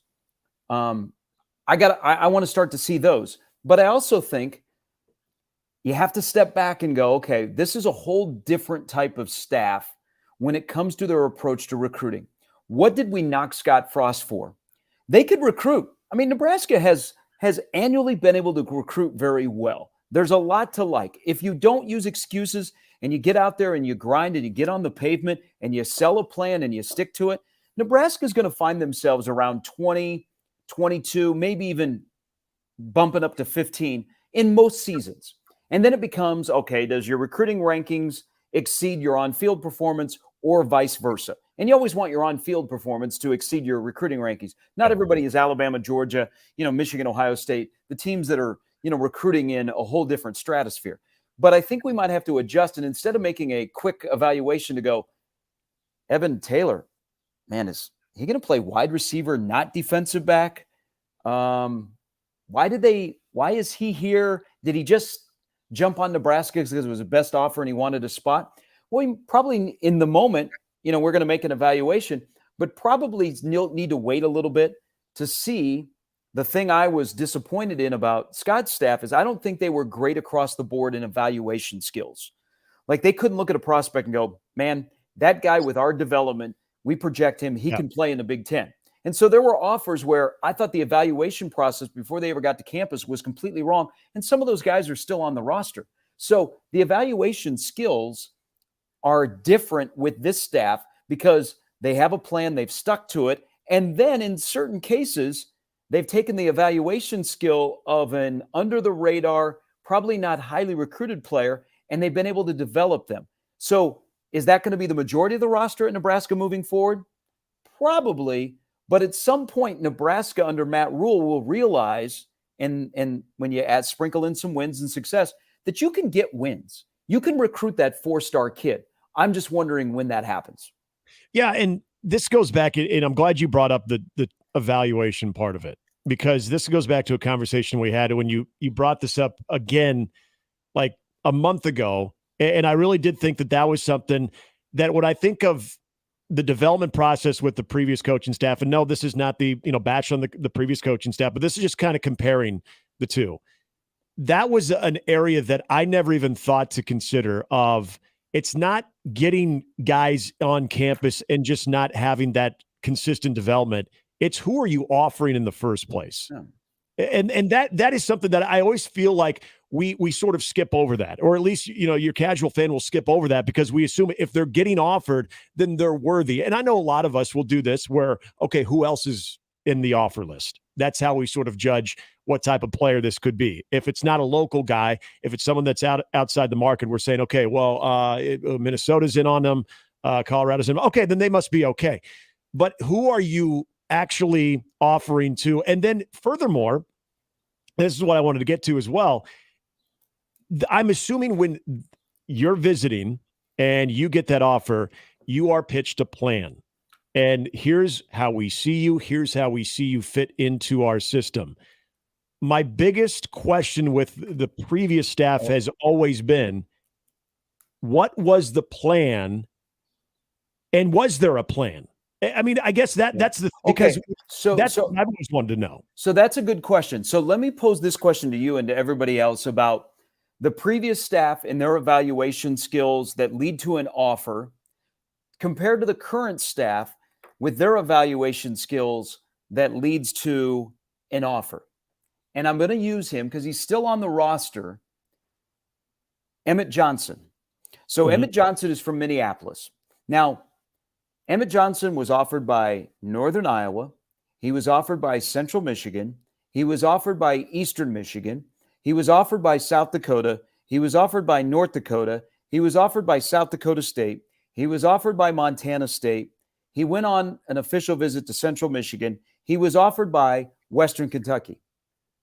Nebraska in November has a change of 2021, and the running back coach, who's also kind of the recruiting coordinator, Ryan Held, is out. All of a sudden, Emmett Johnson shows up at Nebraska on an official visit. The following day, he gets an offer. A couple of days later, he commits. He was the top running back in Minnesota, voted on and awarded. There's no Minnesota or Wisconsin offer that was on his ledger. That was the previous staff that offered him. He's been at Nebraska for a couple of years, hasn't done anything. And he's really not being talked about as a guy that's going to factor in at running back. Okay, let's flip it. If that guy was offered by Matt Rule, would we think differently of Emmett Johnson? Yes. I would, from the fact that there's a track record of, regardless of what the offers are and the accompanying offers are, there's a track record of Matt Rule seeing something that maybe other schools don't and feels like this is someone that they can develop. So this is where I maybe give the benefit of the doubt until I have reason to believe otherwise. But yeah, I think the narrative around Matt Rule right now, when it comes to recruiting, whether it's players that have this offer list that is pretty impressive or players that have maybe Nebraska's their only Power 5 offer, where you say, well, yeah, but this is what Matt Rule does, as opposed to the previous coaching staff where, I don't, whatever the plan was for a lot of the recruits that were getting offers, what happened to that plan? What exactly, where did it go wrong? What was the plan and what happened to it? Because Sharpie, at one point I kind of thought, I know this isn't the case, because if it is, my God, what the hell were we even doing? But I almost felt like, hey, let's just get him here and we'll figure it out. I just felt like, hey, let's just get him here. We'll figure it out. We got smart guys in this room. We'll figure it out. They can play football and we'll get it out of them. That's where I feel like going back to the point you bring up about the offer itself. Do you have a real plan to bring that person in, and how you have a timeline on how you're going to develop them, and you can point to other examples of a similar type of player in that position that you were able to do the exact same thing to? Yep. No, absolutely. I agree with you. And that's where you're spot on about the previous staff. I think with certain players, they're like, let's just get them in and let's see what we can do with them. And then they kind of stood around, and there wasn't, hey, this is how I see you. And so if you were a fringe guy and you didn't develop, you got lost in the shuffle, and maybe it wasn't even your fault. And that could be the case with maybe Emmett Johnson emerges. I don't have a lot of faith in that, because I don't think that was a good offer for Nebraska, regardless of who the head coach is, just because when you were looking at your running back room at the time, there was really not somebody in that room that he was better than. And again, he's still on the roster, so we could see, E.J. Barthel is a good development guy, and we'll see what he does with him. But it's all, basically what this staff is saying when it comes to recruiting is we have a plan. You don't know it yet. We kind of showed it to you in the spring with some of the guys we got here, but wait till you see a guy like Eric Fields is like the blueprint for this. And we've got a plan. We're betting on ourselves because the plan has worked in the past. We're just asking that you trust us, but we're going to show you first, and then you're going to understand. And it's tricky because it can either be boom or bust, depending on how it works out. But for right now, I think it's in the moment you judge and go, Evan Taylor? Charlotte? Because that's what we do. We do compare who's offering them, but you might have to wait down the road to see what they actually do with him, because we've been burned in the past following Nebraska recruiting when they're going after a guy like Evan Taylor with a couple of staffs that could get guys, but they couldn't do anything with them. Yeah, and I wonder if we will get to a time, and I hope we do, where what you said, you're winning some of those other battles going on with, guys that clearly look like they're talented and they can impact a college football program earlier in their career. But when we can get to like the Evan Taylors of the world, and we can say, like in 2 or 3 years, we can say, cool, like I'm excited to see what they saw in this guy and what they can do. Because I think right now, people are willing to give Matt Rule and this coaching staff the benefit of the doubt, but none of us really know how it's going to look. It's exactly to your point of, we have a plan. You don't know what it is, but we hope in time you'll kind of see that and you'll trust that process, because that's exactly how I think this culture, when it comes to building this roster, but also the culture of having guys that truly do see a path of development start coming through this program, where we'll start to kind of get excited about those types of recruits on top of the bigger fish that they're going after too. We are absolutely in agreement here.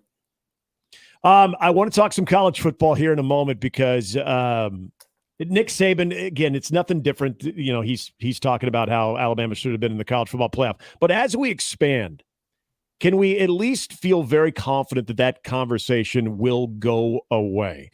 We've got more. Also going to talk to Andy Kendi of KETV before we get out of here. Full day of college baseball games. It is a Survival Tuesday. Oral Roberts, TCU at 1, and then LSU, Tennessee tonight at 6 o'clock. More coming your way here. Mornings, Sharp and Handley, 1620 The Zone. As you are Mornings with Sharp and Handley returns in minutes on 1620 The Zone. Omaha's most listened to all sports radio station.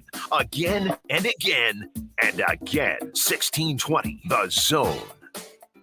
Peerless Energy Systems is Nebraska and Iowa's locally owned and operated authorized solar air compressor distributor. Peerless Energy Systems provides products and solutions for compressed air systems, helping companies in manufacturing, food processing, transportation, auto body repair, car dealers, and more. Driving industry efficiency through service, support, and relationships, let Peerless Energy Systems help you increase efficiency with your compressed air systems today. PeerlessEnergy.com.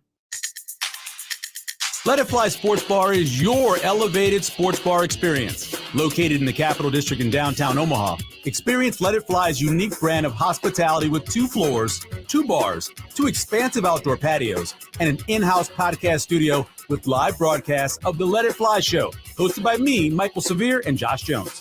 Host your next watch party, private event, or date night right here at Let It Fly Sports Bar. Now open. No matter how dark it gets, there's always a sunrise, a warm bed, a warm meal, and hope. Sienna Francis House serves hope to those experiencing homelessness and addiction. Every day, we provide more than 1,000 meals and serve nearly 500 guests in our emergency shelter, Miracles Recovery Program, and supportive housing apartments, and help our guests navigate a path to permanent housing. Learn more at siennafrancis.org. Twisted Thunder Fireworks is going to save you big money. You'll find the best variety and the lowest prices in the entire state of Nebraska. Don't believe us? See page after page of products and pricing online at twistedthunder.com, where you can watch everything before you buy and choose local pickups so it's ready to go for you at the tent. Go to twistedthunder.com to check out all of our locations in Nebraska and the newest location in Council Bluffs. That's twistedthunder.com.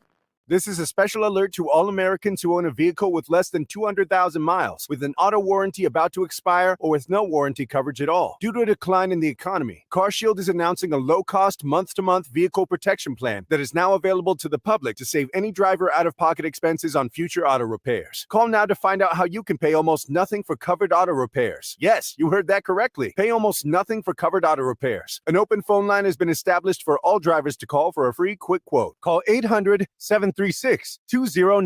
Now, drivers who are covered will not have to pay for covered repairs again. This protection plan is at an all-time low. Additionally, drivers who activate this vehicle protection today will also receive free roadside assistance, free towing, and car rental options at no additional cost. Call us for your free quick quote today. 800-736-2098. That's 800-736-2098. What do you have to lose? Call 800-736-2098. Again, 800-736-2098. Nick Handley here for my friends at DJ's Dugout. Everyone at DJ's Dugout says welcome to Omaha baseball fans. June is a fun and exciting month in Omaha, and we welcome all the college baseball teams, little league teams, and visitors here in town. DJ's can accommodate teams in large groups. Omaha is known for getting a good burger, and DJ's fresh, never frozen half-pound Angus beef burgers are absolutely delicious. DJ's is locally and Vietnam veteran-owned. Dig in at the Dugout. Those of you who've enjoyed the cigar lifestyle for any length of time are keenly aware of the enviable reputation of Rocky Patel. Impeccable flavors and aromas, flawless construction. So allow me to ask, how would you like to attend a Rocky Patel event at Hearth Cigars on Friday evening, June 30th from 6 to 9? There's plenty of free food, live music featuring the Dive Kings, and of course specials on Rocky Patel's. Talk about a perfect start for a long Independence Day weekend. Hearth Cigars and Pipes Lounge, I-680 and Mormon Bridge Road. Your exclusive home for Royals baseball in Omaha. Right up the middle, base hit, and the Royals are a winner. 1620 The Zone. Now back to mornings with Sharp and Handley on 1620 The Zone.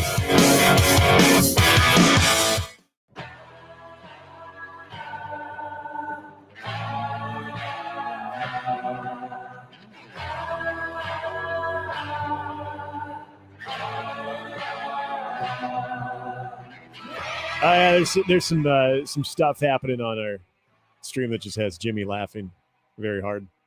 Jimmy, you're it's okay. You have to be a police all with some of this stuff, and mostly we get good things, but occasionally we do not get good things on there. But for the most part, just like I saw you guys tweeted at here by Iowa JD, and actually, it's pretty kind of a big deal that you cannot have the Grimace Shake by itself. Yeah, that is a big deal. That's kind of ridiculous, actually, too. But during the entire commercial break, Jimmy was just these random chuckles. I'm like, oh, what am I missing? And you're not missing anything. Oh, from spendog_69. Yeah. I'm not looking for that at 8:59 there. Spendog_69. That's not your jam. Or JR3301. Yeah. Well, at first I thought Jimmy was telling me like you'll get some bots that'll actually comment on our conversation, and then all of a sudden, gotcha. So they were also commenting on the top 25 recruiting classes, and then they get you. Unfortunately, JJ's comment on the stream gets lost. USA Men's Soccer, great weekend, streetcar rules, and then we get people that are offering their services up to us. Yes. And Andy's comment was good too, saying that they're both slow deaths, just Grimace's takes way longer. True. It is interesting how we were able to tie that into that story, which is, I mean, that's a scary situation, into Grimace's Shake, which we did find out from JD. Iowa JD says that actually they will not sell you the Grimace Shake without the meal. I will, by the way, Iowa JD and yours truly, we've only been DMers and tweeters and listeners and stuff. I don't know if he wants me to say this or not. Him and I Saturday morning are working a softball game together. I am so upset that I'm going to be at a bachelor party in Chicago? Because I want to find out where and heckle the crap out of you guys. It is here in Omaha. We are working a U18 game. Oh, so who's calling balls and strikes? No, he's got the plate. No, he's the professional umpire. I am just assisting, and maybe if I like it, I will. Maybe I'll umpire some more. But him and I are doing a game together. He's like a great partner to have. Like when I used to do this a long time ago when I was in college and had more time during the summer. So I'm looking forward to it. But he's a college softball umpire, and he works nearly every game in the state of Iowa that is played on a nightly basis this time of the year. So so we're working. I won't say where we're at, but if you're lucky enough on a 18U game on Saturday morning at 8 a.m. here in Omaha, I might be on the bases umpiring. You can't tell us the field or the complex? Papio Landing. Okay. All right. Do you have to be certified to call balls and strikes? That I don't know. Okay. All I know is I got to get me some pants. Yeah, you got it. Like nice gray. Is it still like the gray dress pants, the gray slacks, or golf pants?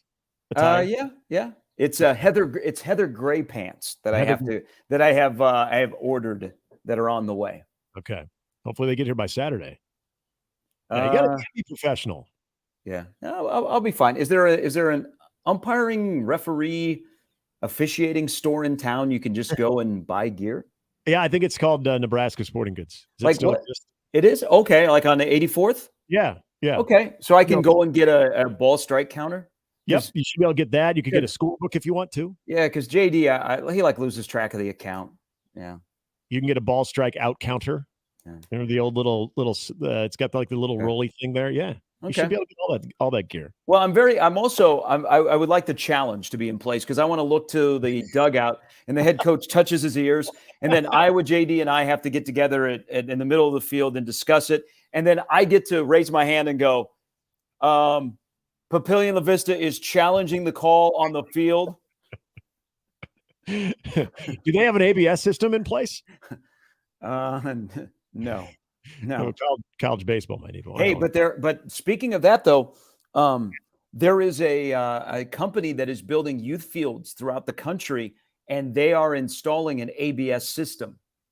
So it's tough to find umpires. It's tough to find referees, period, men or women, regardless of sport. But also with an ABS system, who is Karen behind the backstop keeping score going to argue with? A computer?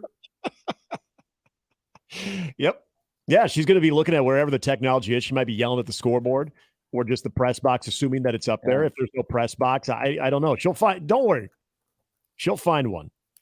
Yeah, we all know one of those.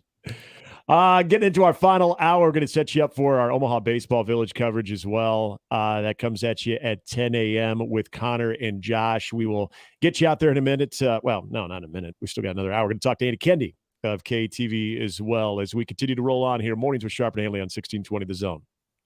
All right, making your way out to the college baseball festivities, or if you're in town for those Little League baseball tournaments, well, DJ's Dugout has you covered, not only with daily food and drink specials, and my favorite, the Super Bowl nachos, and for all of us adults, that ice-cold 32-ounce beer, but also they can accommodate any size party, whether we're talking about you on a date night or the entire team coming to DJ's Dugout. It's a great place to watch the games with their fantastic media walls. And oh yeah, did I mention the Super Bowl nachos? I think I did, but you need to have those for yourself and do yourself a favor, treat yourself. DJ's Dugout is located in 7 metro locations, so there's one right by you. So no matter whether you're in downtown or throughout the Omaha area, stop into a DJ's Dugout during college baseball, during all the Little League tournaments going on. DJ's Dugout is locally in Vietnam, veteran-owned. Dig in at the Mornings with Sharp and Handley on 1620 The Zone and 1620thezone.com. Live from the Host Coffee Studio, this is 1620 The Zone. 1620 The Zone. Traffic. From the Backlund Plumbing Time-Saving Traffic Center. We have no accidents to report at this time, but you can expect a little bit of slowdown eastbound along I-80 just near 84th Street. Then on Dodge, be prepared for a minor delay from 80th to 72nd. And on Industrial Road, it looks like you can expect a very minor delay near 149th. As always, remember to stay safe and wear your seatbelts. I'm Chris Scott. This time-saving traffic was brought to you by Lus Hills Harley Davidson. Life's a roll of the dice. Sometimes you lose, sometimes you win a Harley. Customer Appreciation Day is Saturday, June 24th at Lus Hills Harley Davidson, where you have a chance to throw the dice and win a new Harley. No purchase necessary to play. One roll per customer. Details at lushillshd.com. Celebrate the college baseball championship with Templeton Rye. Whiskey for the strong-spirited with an all-star lineup of 4-year, 6-year, and 10-year reserve. Templeton Rye is crafted with a strong community spirit, the perfect way to celebrate your favorite team. Templeton Rye, whiskey for the strong-spirited, available near you. It's good to be able to make a change, to never feel stuck. That's why at Cox, we're making a change too. Now Cox Internet plans are flexible, so you can choose to just go with Internet, add TV tomorrow, or home automation down the line. It's easier than ever to get just what you want and nothing you don't. Flexible plans from Cox. Change anytime. No commitments, no penalties. See for yourself at cox.com/internet. Additional services can be added at then current regular rates. All services subject to residential customer service agreement and acceptable use policy. Restrictions apply. Hi again, everybody. Kent Pavelka courtside, getting ready for hail season with the Rooferees at John Higgins Weather Guard. When hailstones fall, be sure to make the right call. Just one call to the experts at John Higgins Weather Guard to work directly with your insurance provider. With an A+ rating from the Better Business Bureau for the highest level of customer service. There are so many reasons, so many fans have used the winning team for their roof at John Higgins Weather Guard. Remember, when hailstorms fall, make the right call. The Rooferees at John Higgins Weather Guard. Ray Magliozzi here for eBay Motors. Okay, easy now. You're teaching your kid how to parallel park. Ouch! Turns out he likes to do it by feel. Don't worry, eBay Motors has bumpers, trunk lids, license plate holders, and headlights. They've got lots of headlights. When you need parts, get it right the first time with eBay Guaranteed Fit. When you see the check, you know that part's going to fit. eBay Motors. Let's ride. Eligible items only. Exclusions apply. We've asked some water park experts at Funplex in Omaha what the best part of summer here is at the park. So, what do you guys think? Motion Ocean, the slides, the lazy river, splash, double trouble. Whoa, one at a time. Whoa! We got this. Riding the waves of the Motion Ocean. Next, double trouble. A trapdoor drops, and suddenly you're rocketing down a slide feet first. Yeah, but what about music and lights inside Rockin' Rapids? Okay. I guess the experts have spoken. This summer, let the fun drop at Funplex. Get your tickets now at fun-plex.com. You could throw your flip-flop at a bug. Ew, a bug, get it. But the chances of actually hitting it Over there! are statistically It's still alive. unlikely. Good thing nature's got your back. Stem bug killers combine powerful active ingredients found in plants, like lemongrass and geraniol, and scientifically engineer them into effective bug-fighting formulas, safe for use as directed around people, pets, and throughout the home. Stem, rooted in nature, optimized by science. Meet Joe A, Joe B, and Joe C. What's up? 3 everyday Joes perfecting their banking with Chase. Joe A is locking his lost debit card with the Chase mobile app. Joe B is cruising toward his new ride with AutoSave. And Joe C's Chase banker is helping him budget to go back to school. Tools that help protect. Support for what's next. One bank that puts you in control. Visit chase.com/checking. Chase. Make more of what's yours. Chase mobile app is available for select mobile devices. Messaging and data rates may apply. JP Morgan Chase Bank and a member FDIC. Let it fly.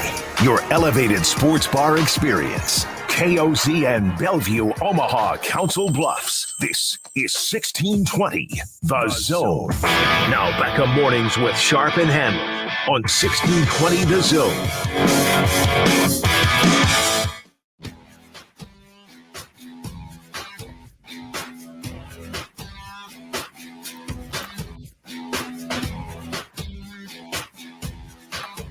Nine o'clock out of Tuesday, College World Series action, Survival Tuesday, TCU Oral Roberts will start the day at 1 o'clock, and then we've got the second elimination game tonight, LSU and Tennessee. All those games right here on 1620 The Zone. Omaha Baseball Village coverage begins at 10 a.m.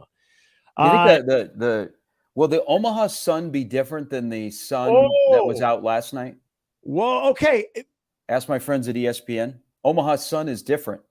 And it was funny that it was being brought up. And I heard Mike Farron talking about the sun glare, and then watching the fly ball and seeing what happened in the left fielder, Casero, right? Adam Caseri. You probably didn't get a chance to see this because you were actually working. Eduardo Perez went into like this whole like symposium of how you should have your sunglasses, because of course, anytime this happens and the sunglasses are still on the bill of a cap, when any outfielder or infielder misplays a foul ball and there's sun involved, the question that is always asked is, what are those sunglasses doing on your head? Why are they not on your face? Why are they not actually doing what they're supposed to be doing? And I have thoughts on that.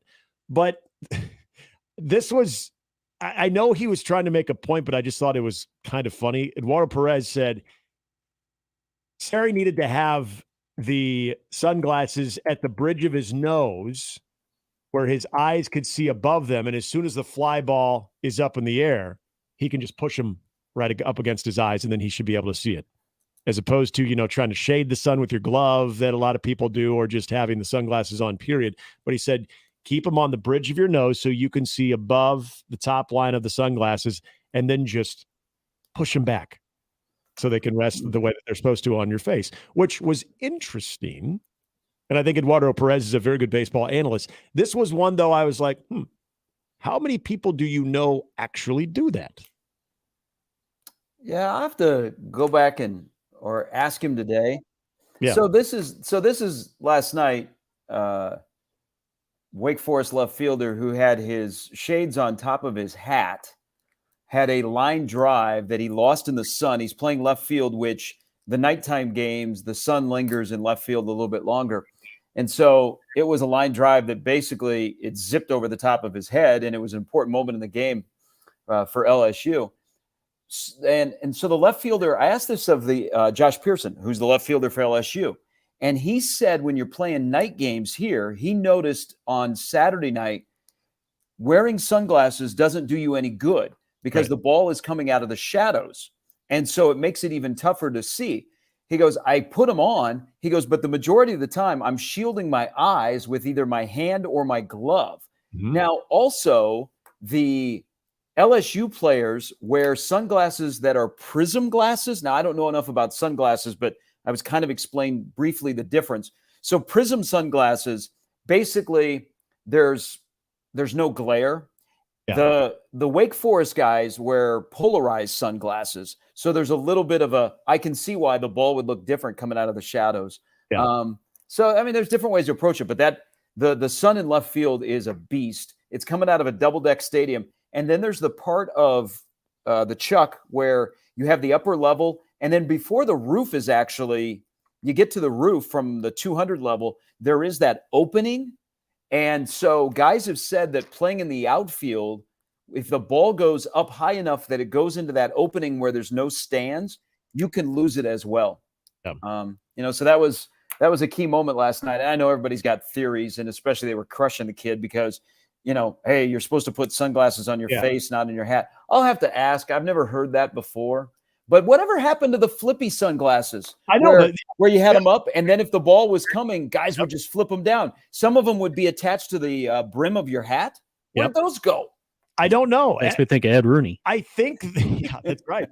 I think somebody, this wasn't too long ago. I think it was maybe just before COVID, but I want to say there was a team that was here. It wasn't that long ago that they brought the flip ups back. Yeah, we used to have the trainer would run on, like, Eric Davis playing in the outfield forgot his sunglasses, and you have to call time, and the trainer would run out a pair of those flippy sunglasses, and he would put them on, and they were the black sunglasses that you just flip down the shades. Yeah, where did those go? Did Oakley cancel the flip down sunglasses? Full question. I think they did. Now, if Oakley came out with their own, then it would bring it back. Because I remember Louisville Slugger had a brand, because when I was in high school, and this was the other thing about those flip-ups, when you flip them down, they were awful looking. They were you could still see the ball, though. Oh, you could, yeah. But they were worse than those things you have to put over your glasses when you have your eyes dilated and you're driving home. Like they were awful looking. But they were an accessory. They were cool because what we would do is we'd put the eye black on, and then we'd have the flip ups, and they would just be flipped up. Even if there was the use of them where we were, trying to battle the sun, none of us would ever flip them down because it just looked cool to have them on, but have them up in the eye black. It was a tough look. Okay, but the bigger story here is ESPN has taught us a lot about our community and about covering college baseball. Yeah. I'm only hearing this secondhand because, I prefer what we're telling you on the radio side. Is there a difference? And I think I got some good sun yesterday. I went SPF 50 just to be safe. Attaboy. Is there a difference between the Omaha sun and the sun that you find anywhere else? Like if I'm in Lincoln and I'm looking at the sun, and I'm in Omaha and I'm looking at the sun, is the sun different because I'm here compared to Lincoln? Or if I'm like in Guadalajara, is the sun different there compared to here? That's my follow-up to ESPN's tweet last night. Yeah, I think so. Because I was never taught that. And if our kids aren't being taught that about the sun is different in Omaha, then we got to change. We might have to head to Lincoln and talk to the public school people to get that change, to teach people that the Omaha sun is different than the sun anywhere else. Well, I hope when you do go to Lincoln and you're outside that you're actually ramping up the SP to a 70, because it's going to get you a little bit more. Okay, you are heading down south, by the way, so just make sure you take those precautionary measures. Okay, you could get by with 30 or 50 in Omaha because the sun's a lot. It's less aggressive here than it is in Lincoln. So just quite the educational segment here. Texter says sunglasses. Unfortunately, style is more important than function today. It's true. That's true. I'm on the other side. I don't spend a lot of sunglasses because I usually lose them and I leave them somewhere, and then all of a sudden they get crooked. I would go for the $5 to the most I've ever spent on a pair of sunglasses is $20. So I just go for the function more than the style. Yeah, and I want to go to bat. It's true. The style is more important even at the college game. It just is. But I want to go to bat for Adam Casseri because this was a guy who he did have the eye black on. And even after that, you would think, okay, I've got these sunglasses on my head. I'm going to put them on my face. And that was what Eduardo Perez was saying. They're still on his head. I mean, he was kind of losing his mind on that moment.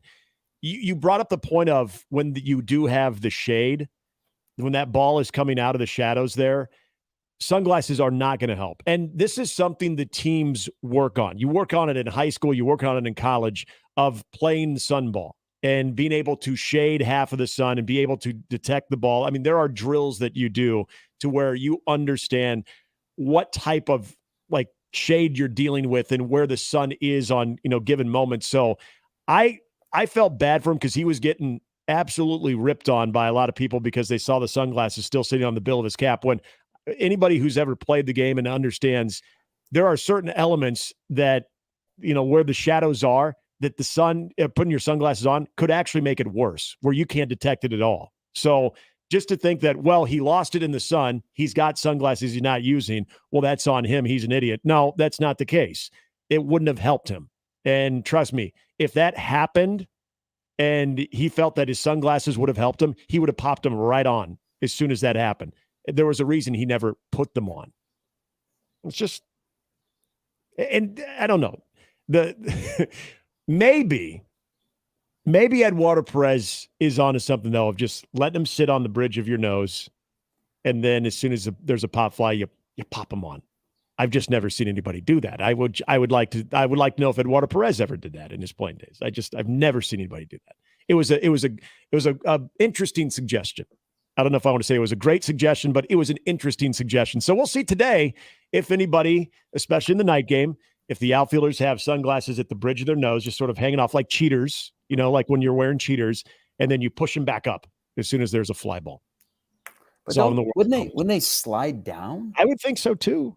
Well, a lot of them, they do. I'll say this. A lot of those have like the little rubber nose piece, so they probably get a little bit better grip than what your average cheaters would get. So something to consider. I don't know. But it's just, look, the Omaha, I said they do work on this as a drill.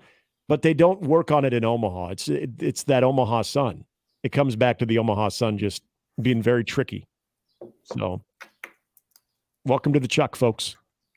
This is what happens. And Josh will have a weather update during the Baseball Village. So if you're still wondering if the sun will be out tonight, Josh Hotson's been delivering those weather updates perfectly. So, but I mean, you're right. That was a huge moment in the game. It was, I mean, led to LSU getting some runs there, and you end up getting a triple off of that one. But yeah, I felt for the kid because I knew once he did not put his sunglasses on, he was in a position where they were not going to help him. So you got to factor that in. Are you going to do a full breakdown of the shadows tonight? No. Come on. It actually is. I mean, we've talked about it for a couple of the night games. It's an issue. Yeah. But I think the part of the ball is coming out of the shadows and some sunglasses don't do you any good. It's just you need a lot of help. I mean, you need people. If it looks like you've lost the ball, you need your center fielder, you need your shortstop, your third baseman, letting you know where it's at if you've lost it, or let people right away know that you've lost it. But that thing was smoked last night. Mm-hmm. He was in a difficult position. How about the ball coming out of the pitcher's hand into the catcher's mitt and what it is being called? As an umpire? Yeah. That's a bit that we could do stories on that, right? Well, there's two things here. So again, I think consistently behind the plate, it has been inconsistent balls and strikes. There's the other part of the umpires that the ump cam.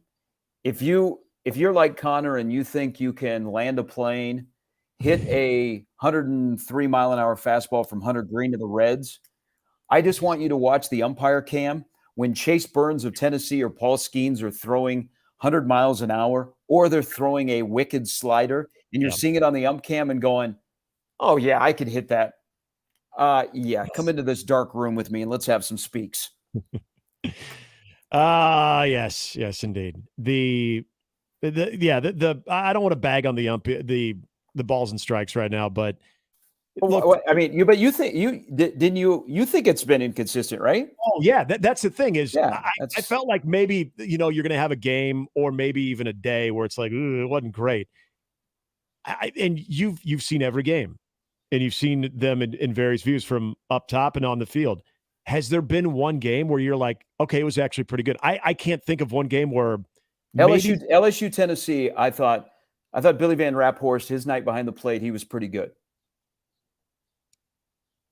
Until the end, where if I remember, Vitella got pretty ticked off on a ball that was a little questionable, but yeah, okay, for the most part. And then I'm even thinking of the would have been the TCU Virginia game.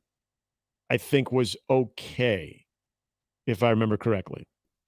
But other than that, and especially here these last couple, it's been an issue.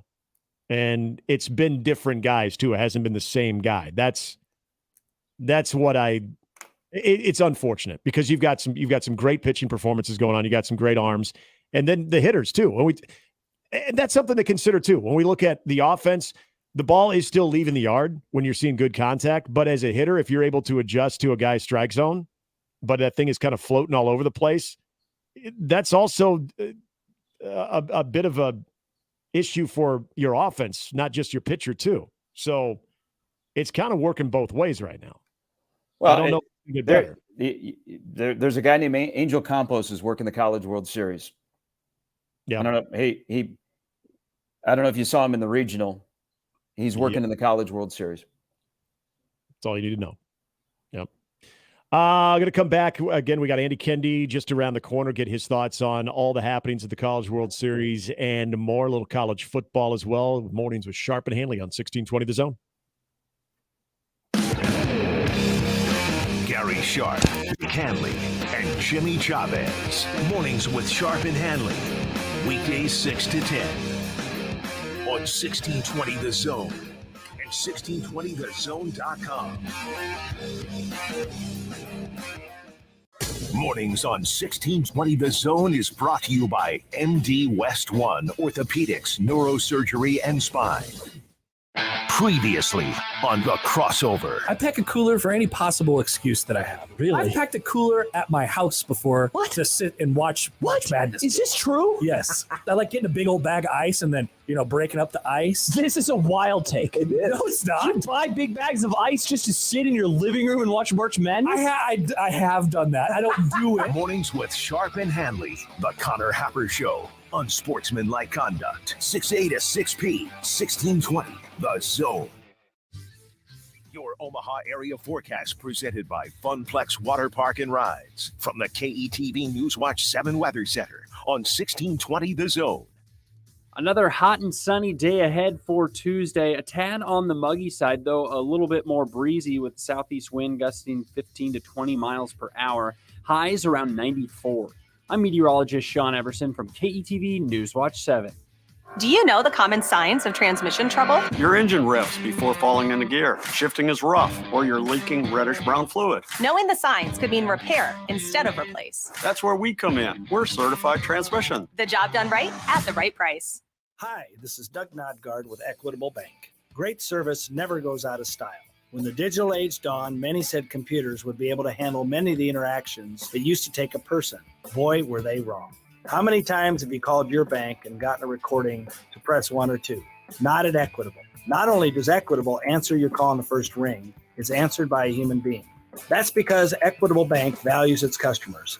Equitable Bank, we take banking personally. Member FDIC. Did you know that radon is the number one cause of lung cancer for non-smokers and that our region has some of the highest levels in the country? Radon Defense Midwest can test and fix your home. Visit radonradio.com for an exclusive offer for 1620 The Zone listeners. That's radonradio.com. No matter how dark it gets, there's always a sunrise, a warm bed, a warm meal, and hope. Sienna Francis House serves hope to those experiencing homelessness and addiction. Every day, we provide more than 1,000 meals and serve nearly 500 guests in our emergency shelter, Miracles Recovery Program, and supportive housing apartments, and help our guests navigate a path to permanent housing. Learn more at siennafrancis.org. Meet Joe A, Joe B, and Joe C. Three everyday Joes perfecting their banking with Chase. Joe A is locking his lost debit card with the Chase mobile app. Joe B is cruising toward his new ride with AutoSave. And Joe C's Chase banker is helping him budget to go back to school. Tools that help protect. Support for what's next. One bank that puts you in control. Visit chase.com/checking. Chase. Make more of what's yours. Chase mobile app is available for select mobile devices. Messaging and data rates may apply. JP Morgan Chase Bank, N.A. member FDIC. Ray Magliozzi here for eBay Motors. So you ordered a new air filter for your car. You try to install it, but it doesn't fit. So you take a little bit off the sides. What, still doesn't fit? Well, you could try to sit on it. Or get it right the first time with eBay Guaranteed Fit. When you see the check, you know that part's going to fit. Air filters, brakes, headlights, over 122 million parts. Get the right parts at the right prices. eBay Motors, let's ride. Eligible items only. Exclusions apply. PACE, Police Athletics for Community Engagement Organization, is dedicated to preventing at-risk and disadvantaged inner-city children from becoming involved in street gangs, crime, drug use, and victimization. PACE provides an opportunity to develop discipline, self-esteem, and positive moral values through wholesome competition and free participation in soccer, baseball, CrossFit, and flag football. To help PACE and local families make sure kids have access to safe and fun spring and summer activities, please go to PACEOmaha.org to support the PACE mission. Thank you. Now back to Mornings with Sharp and Handley on 1620 The Zone.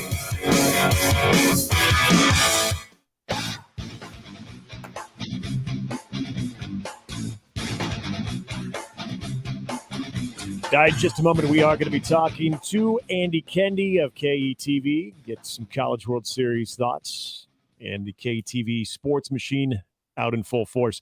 Sharpie, I know you saw Saban's complaint about his team in the college football playoff not making it because Vegas odds had them favored in 3 out of the 4 teams that they would have played.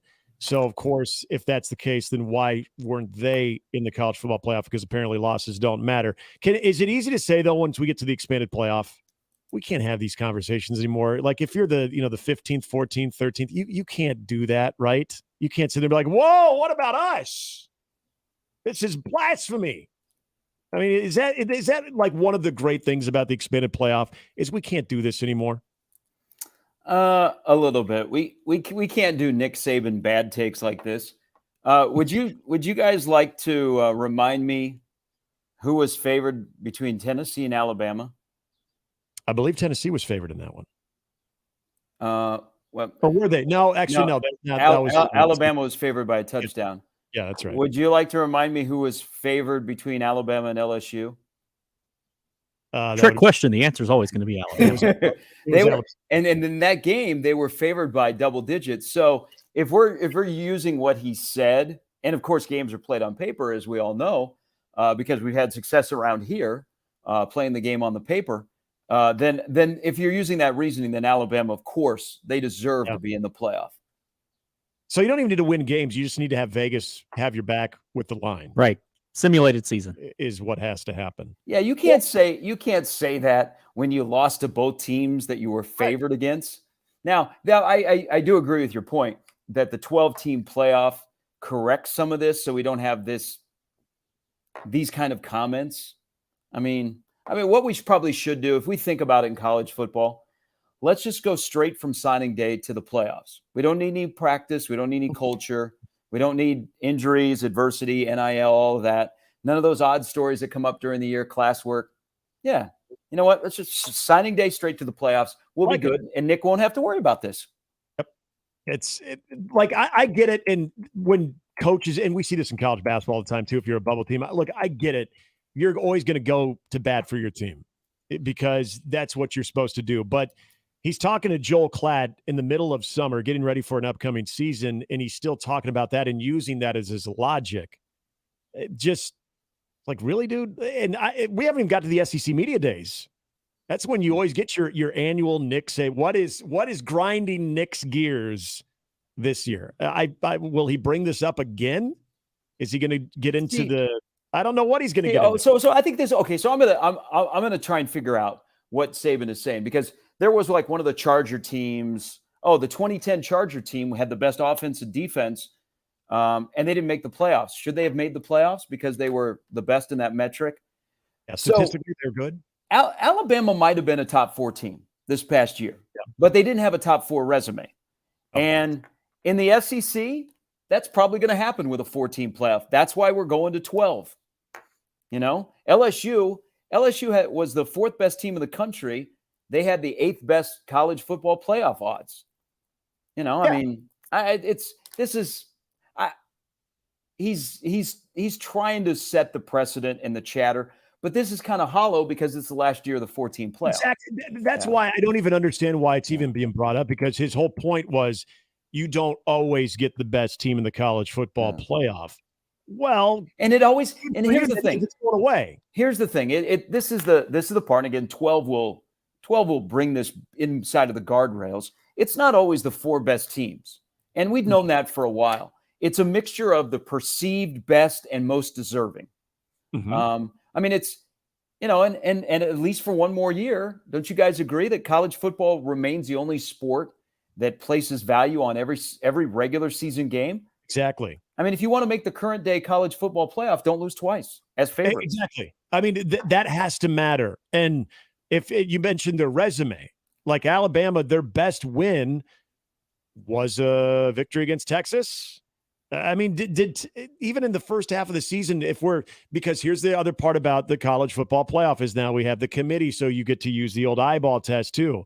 Early in the season, even middle of the season, did Alabama look like a national championship contender? I think a lot of people would say no. And their resume and the losses, those have to matter. When you lose 2 SEC games, you don't make your conference championship game. I'm sorry. You had the opportunities and you did not take advantage of those.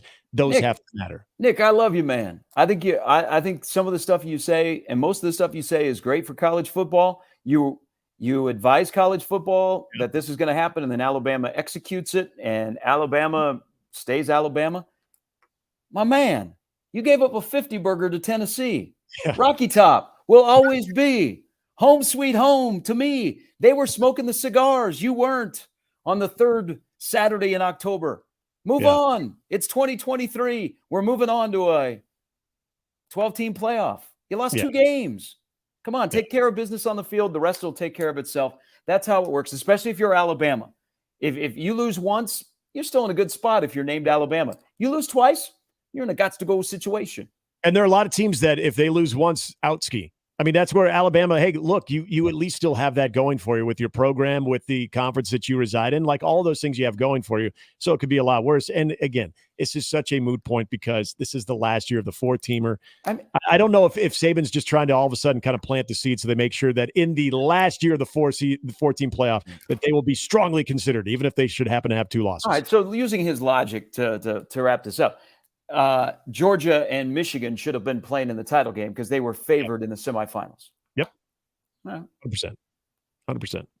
But how about when they play Rocky Top at the College World Series? Is that not one of the fight songs that you start singing along? Yep. I going all the way back to you'll the EA always Sports be game. home, sweet home to me.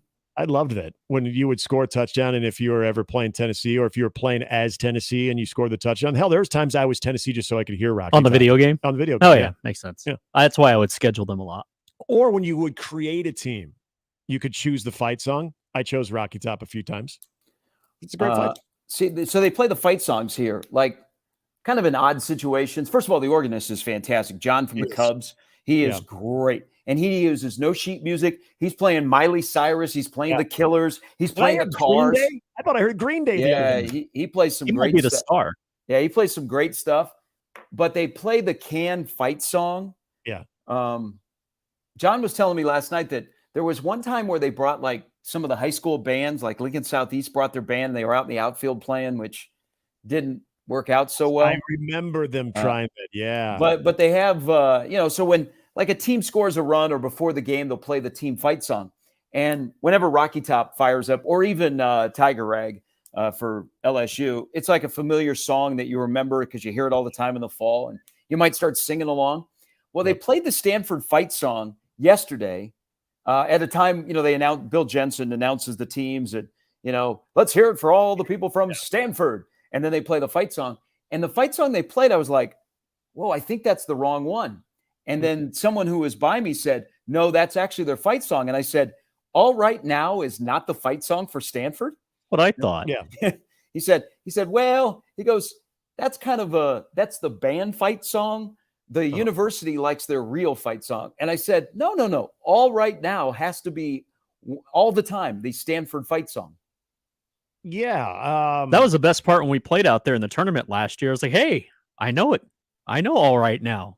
Yeah. And they get into it. So, yeah, I refuse to acknowledge that they have a fight song. Was it even familiar, though? Like, once you realize that, they have like a secondary, was it even familiar? Because I don't think I would have. No, I don't pay much attention to Stanford athletics, but I do know All Right Now is like played by their legendary band. So, yeah, they played the fight song and people are like, I don't know what that is. It's in the video game, their actual fight song. And yeah, I didn't like it. Really? Instead of All Right Now? Yeah. Gosh. Yeah, I didn't like it. Our defense had to shut them down. It's like, don't want to hear that again. So what do you like, some schools have their fight song and then they have another song that they play that people most associate with that school. So what is Nebraska's fight song? Is it Hail Varsity or There Is No Place Like Nebraska? I think it's There's No Place. There's No Place Like Nebraska. It's where my mind always goes when I think of them first. I'll immediately go into dun, dun, dun, dun, dun, dun, dun, dun. Yeah. Is that yours too for Nebraska? Oh yeah, I mean, Hail Varsity is the official one, but yeah. There's a place like Nebraska. And I'm trying to remember what they have on what they had on the video game, which should be making another appearance at some point. But I think it was Hail Varsity, if I'm not mistaken. So yeah, it probably required like if all the schools like their official fight song to play. Yeah. But I'm probably outside of if you don't have a football program, I probably don't know your fight song. Like I didn't know Oral Roberts. I openly admit that I had no idea that UNO had a fight song. The only reason I know that is just from years and years of hockey, and I guess during the basketball broadcast, you got the cans on, so you probably can't really hear it. Well, I didn't even know they had one, period. I thought only, Oh yeah. Because I only hear fight songs during the fall when you're playing football. Like I know Creighton's got a fight song. I couldn't tell you what their fight song is. Yeah, the Creighton one I kind of forgot. It was seared in my mind for a while, but now I couldn't rattle that one off. So I'm just hoping more Rocky Top tonight. Yeah, we'll see it. But according to your prediction, we'll have some. Hey, I like ORU and I like Tennessee today. I like Oral Roberts. You know what? I rode the Tigers into a defeat last night, but I'll stick with them. I'm a glutton for punishment. I'll take LSU tonight too. I've adopted them. I'm hoping you meeting your new friend last night at least got some good card, but I guess it didn't help last night. I don't know. I'm searching for anything. No. Do we know if is Brian Kelly making his way over? You gonna try to be here for one night? I don't know. I have not seen Brian Kelly or Kim Robertson here. You know what? Hey, you know who I'd love to interview today? Angel Reese, if she's going to be here. Yes. Hey, there we go. Yeah. Did they get the rings yet? So you can point to it. I'm not from Iowa. I'm not sure. I bet the rings haven't come yet. That'd be a pretty quick turnaround. But yeah, that would be cool if she was there. I'm going to talk to Andy Kendi as we wrap things up. It's Mornings with Sharp and Handley on 1620 The Zone. Mornings with Sharp and Handley on 1620 The Zone and 1620thezone.com with Gary Sharp and Nick Handley. Remember, no matter how you listen, it's still AM radio. 1620 The Zone. For nearly 50 years, Woodhouse has been your trusted friend for new and used cars, trucks, and SUVs. In that same time, the corner of 112th and Dodge has been a familiar location where Omaha buys its Chevrolets. Today, both are together with Woodhouse Chevy Omaha. When I walk around the lot, I see a great selection of Chevy Blazers, Traverses, Equinoxes, and Malibus. And of course, at 112th and Dodge, you'll always find the dependable, tough Chevy Silverado. Visit Woodhouse Chevy today and save up to $6,000 off MSRP on the 2023 Silverado 1500. Along with Woodhouse Chevy in Missouri Valley, we'll have the Silverados with the styles, features, and colors you're looking for. Hit up woodhouse.com and look over their huge selection online. While you're there, chat with their knowledgeable, friendly staff and schedule a test drive, all at your convenience. I've found new roads, and now you can find new roads to Woodhouse Chevy. Exit 75 off I-29, Missouri Valley, or 112th and Dodge in Omaha. Woodhouse.com. With approved credit, see dealer for details. Expires 6/30/23. It's time to wake up your taste buds. Introducing my new Fiesta Line Chicken Pizza. Spicy taco sauce, generous amounts of chicken, green peppers, onions, jalapenos, mounds of cheddar and mozzarella cheese, and finished with a tangy lime sprinkle. Add your favorite one-topping pizza and my sweet cinnamon monkey bread. Fiesta Feast. Now that's a fiesta for your mouth. Godfather's Pizza. Do it. Businesses of Omaha, settling for a website that looks like it's stuck in the early 2000s? Then it's time to level up with JM Online. Our local team builds custom websites that solve unique business needs. We're not your typical web design company. We're your partners in online success. Ready to take your website to the next level? Go to jmonline.com and request an initial call. Car repair is car repair. Most places you go can change your oil or fix your brakes. The difference is the experience you'll get at Omaha Car Care. We're part of the community. We were born here, and we believe that our relationship with you should be built to last. We're going to consult you, not sell you. We're going to give you a free loaner car. We're going to treat you like a valued friend that we want to continue to see in the years to come. I'm Rick Betker, owner of Omaha Car Care, and we'll be along for the ride.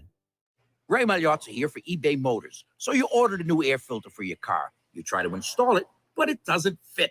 So you take a little bit off the sides. What, still doesn't fit? Well, you could try to sit on it. Or get it right the first time with eBay Guaranteed Fit. When you see the check, you know that part's going to fit.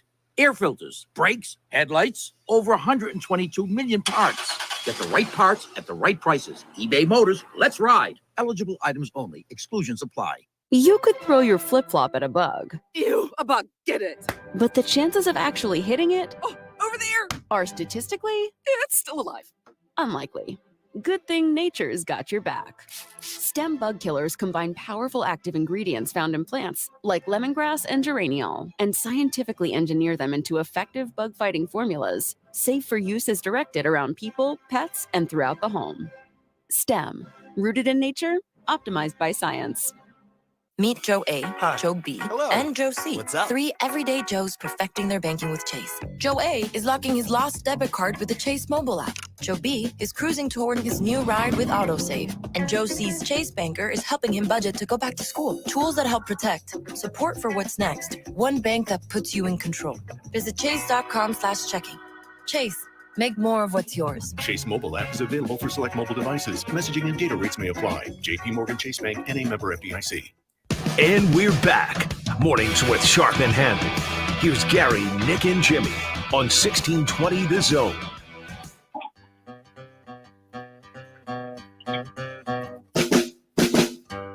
Good tune.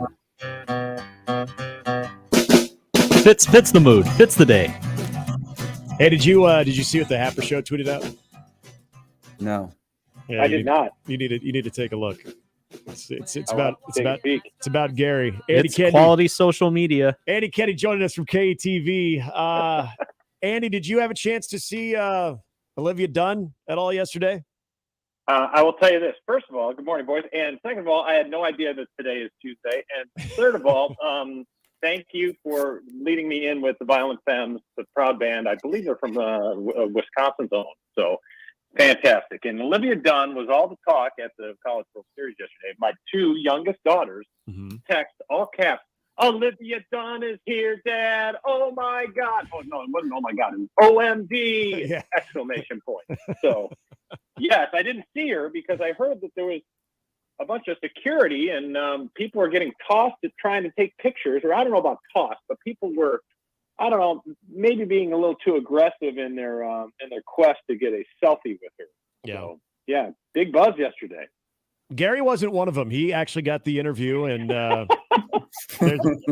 there's a good picture on the Connor Happer show account. You can tell when everyone's found it.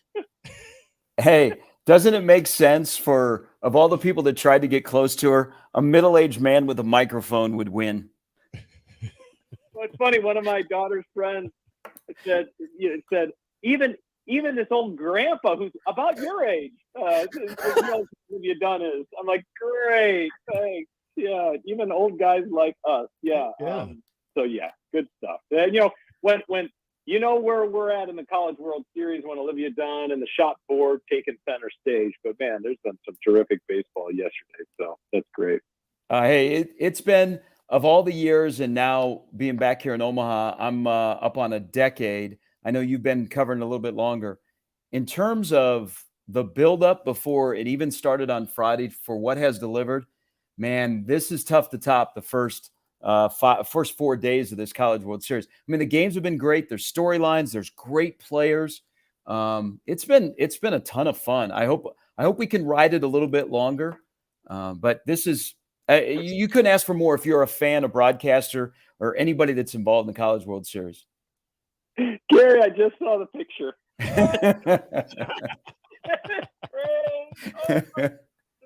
It's just classic.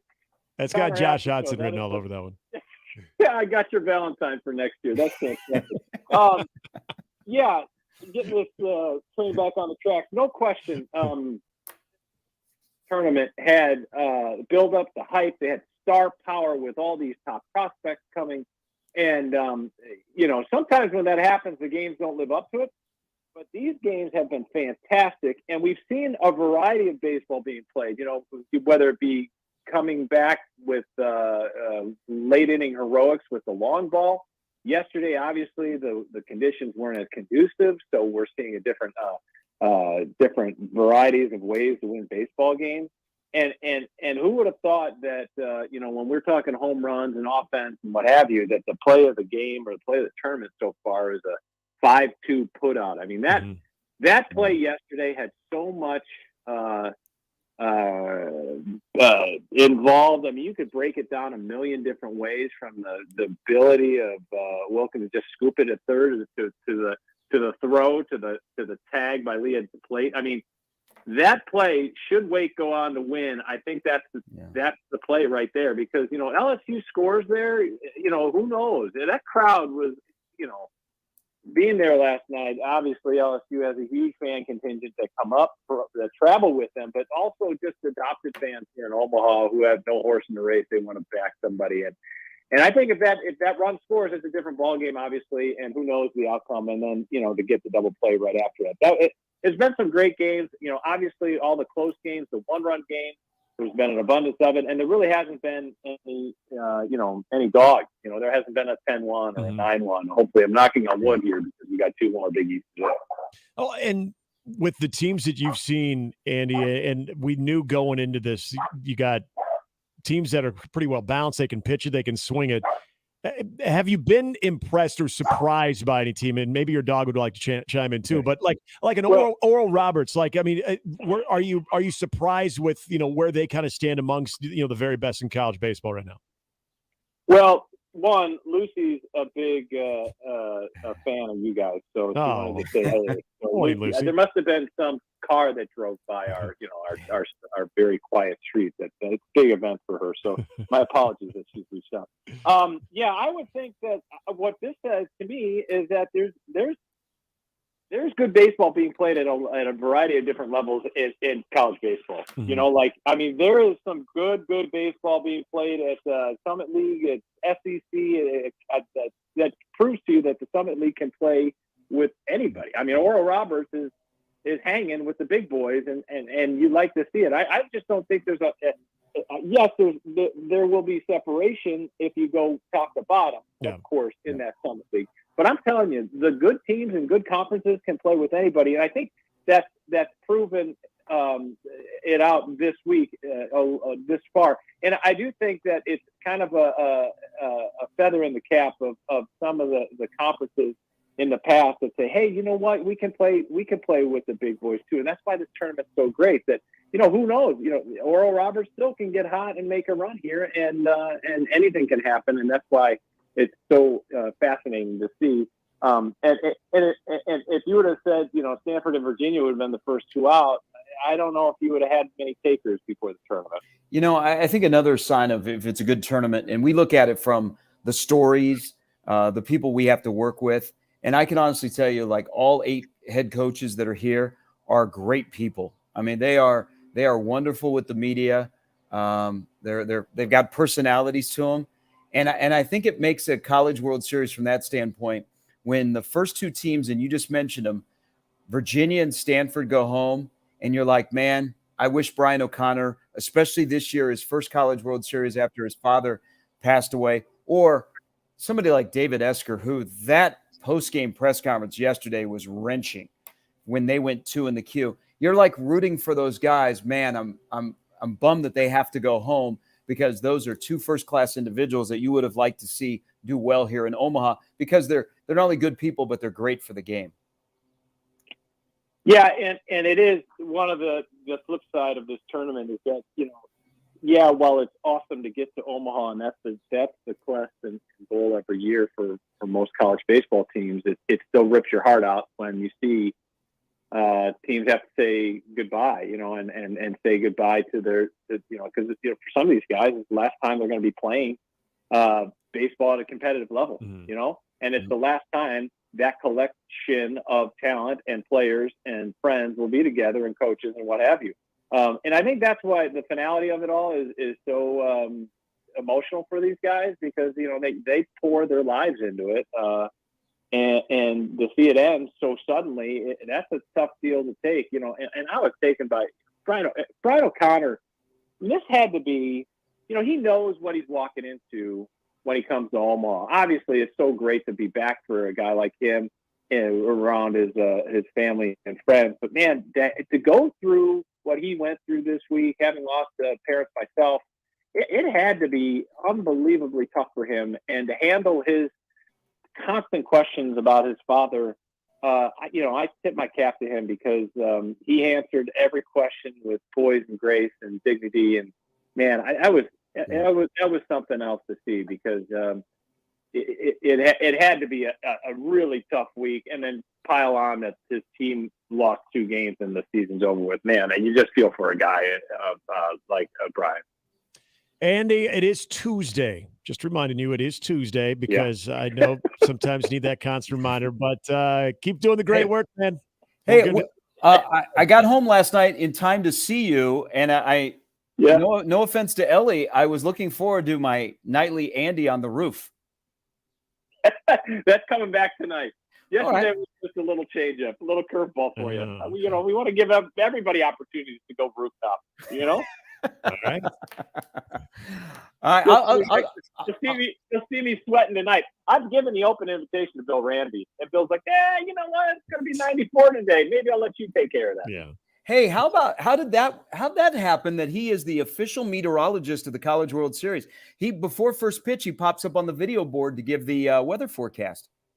Well, the negotiations, I'm sure, were long and tedious, but yes, he had the official forecaster, which, and I was giving him a little grief because of the one weather delay. They didn't even bother putting the tarp down. But he says that they are the forecaster, not necessarily the governing body that tells when there's a delay or not. But there are strict rules about those delays. So if Bill Ramby and company, not to blame for that, I promise you that. But we are the proud official forecasters of your 2023 College World Series.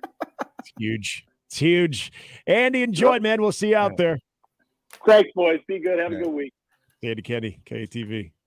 Yeah, the rooftop shots are usually like the live sports cut-ins, doing it up on the roof like that. That's kind of like what everyone does, isn't it? Usually like on top of like the mat factory at one point it was. Yeah.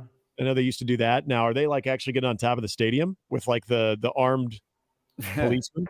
No, they have not got up there where we it. took a picture with a sword the other day, which is all part of the. Yeah, that got buried. Livy Dunn buried the sword story. The old mattress factory, they used to do outdoor live shots, but they've got the bands playing right after the game's open. Or the game's over, excuse me. Yeah, so and you can't hear anything, even where like Channel 7 is, because they're on top of Baseball Village. Like it's still pretty loud. That's actually a place where, and I know we've got I think Connor and Josh downtown. We have suggested moving our current location in Baseball Village to the rooftop where everybody can see us. That'd be a blast. It'd be a lot of fun. Now it might be 145 degrees up there because of the Omaha sun, but. Yeah, they have bucket hats. Well, they also have sunscreen. There's that damn Omaha sun again.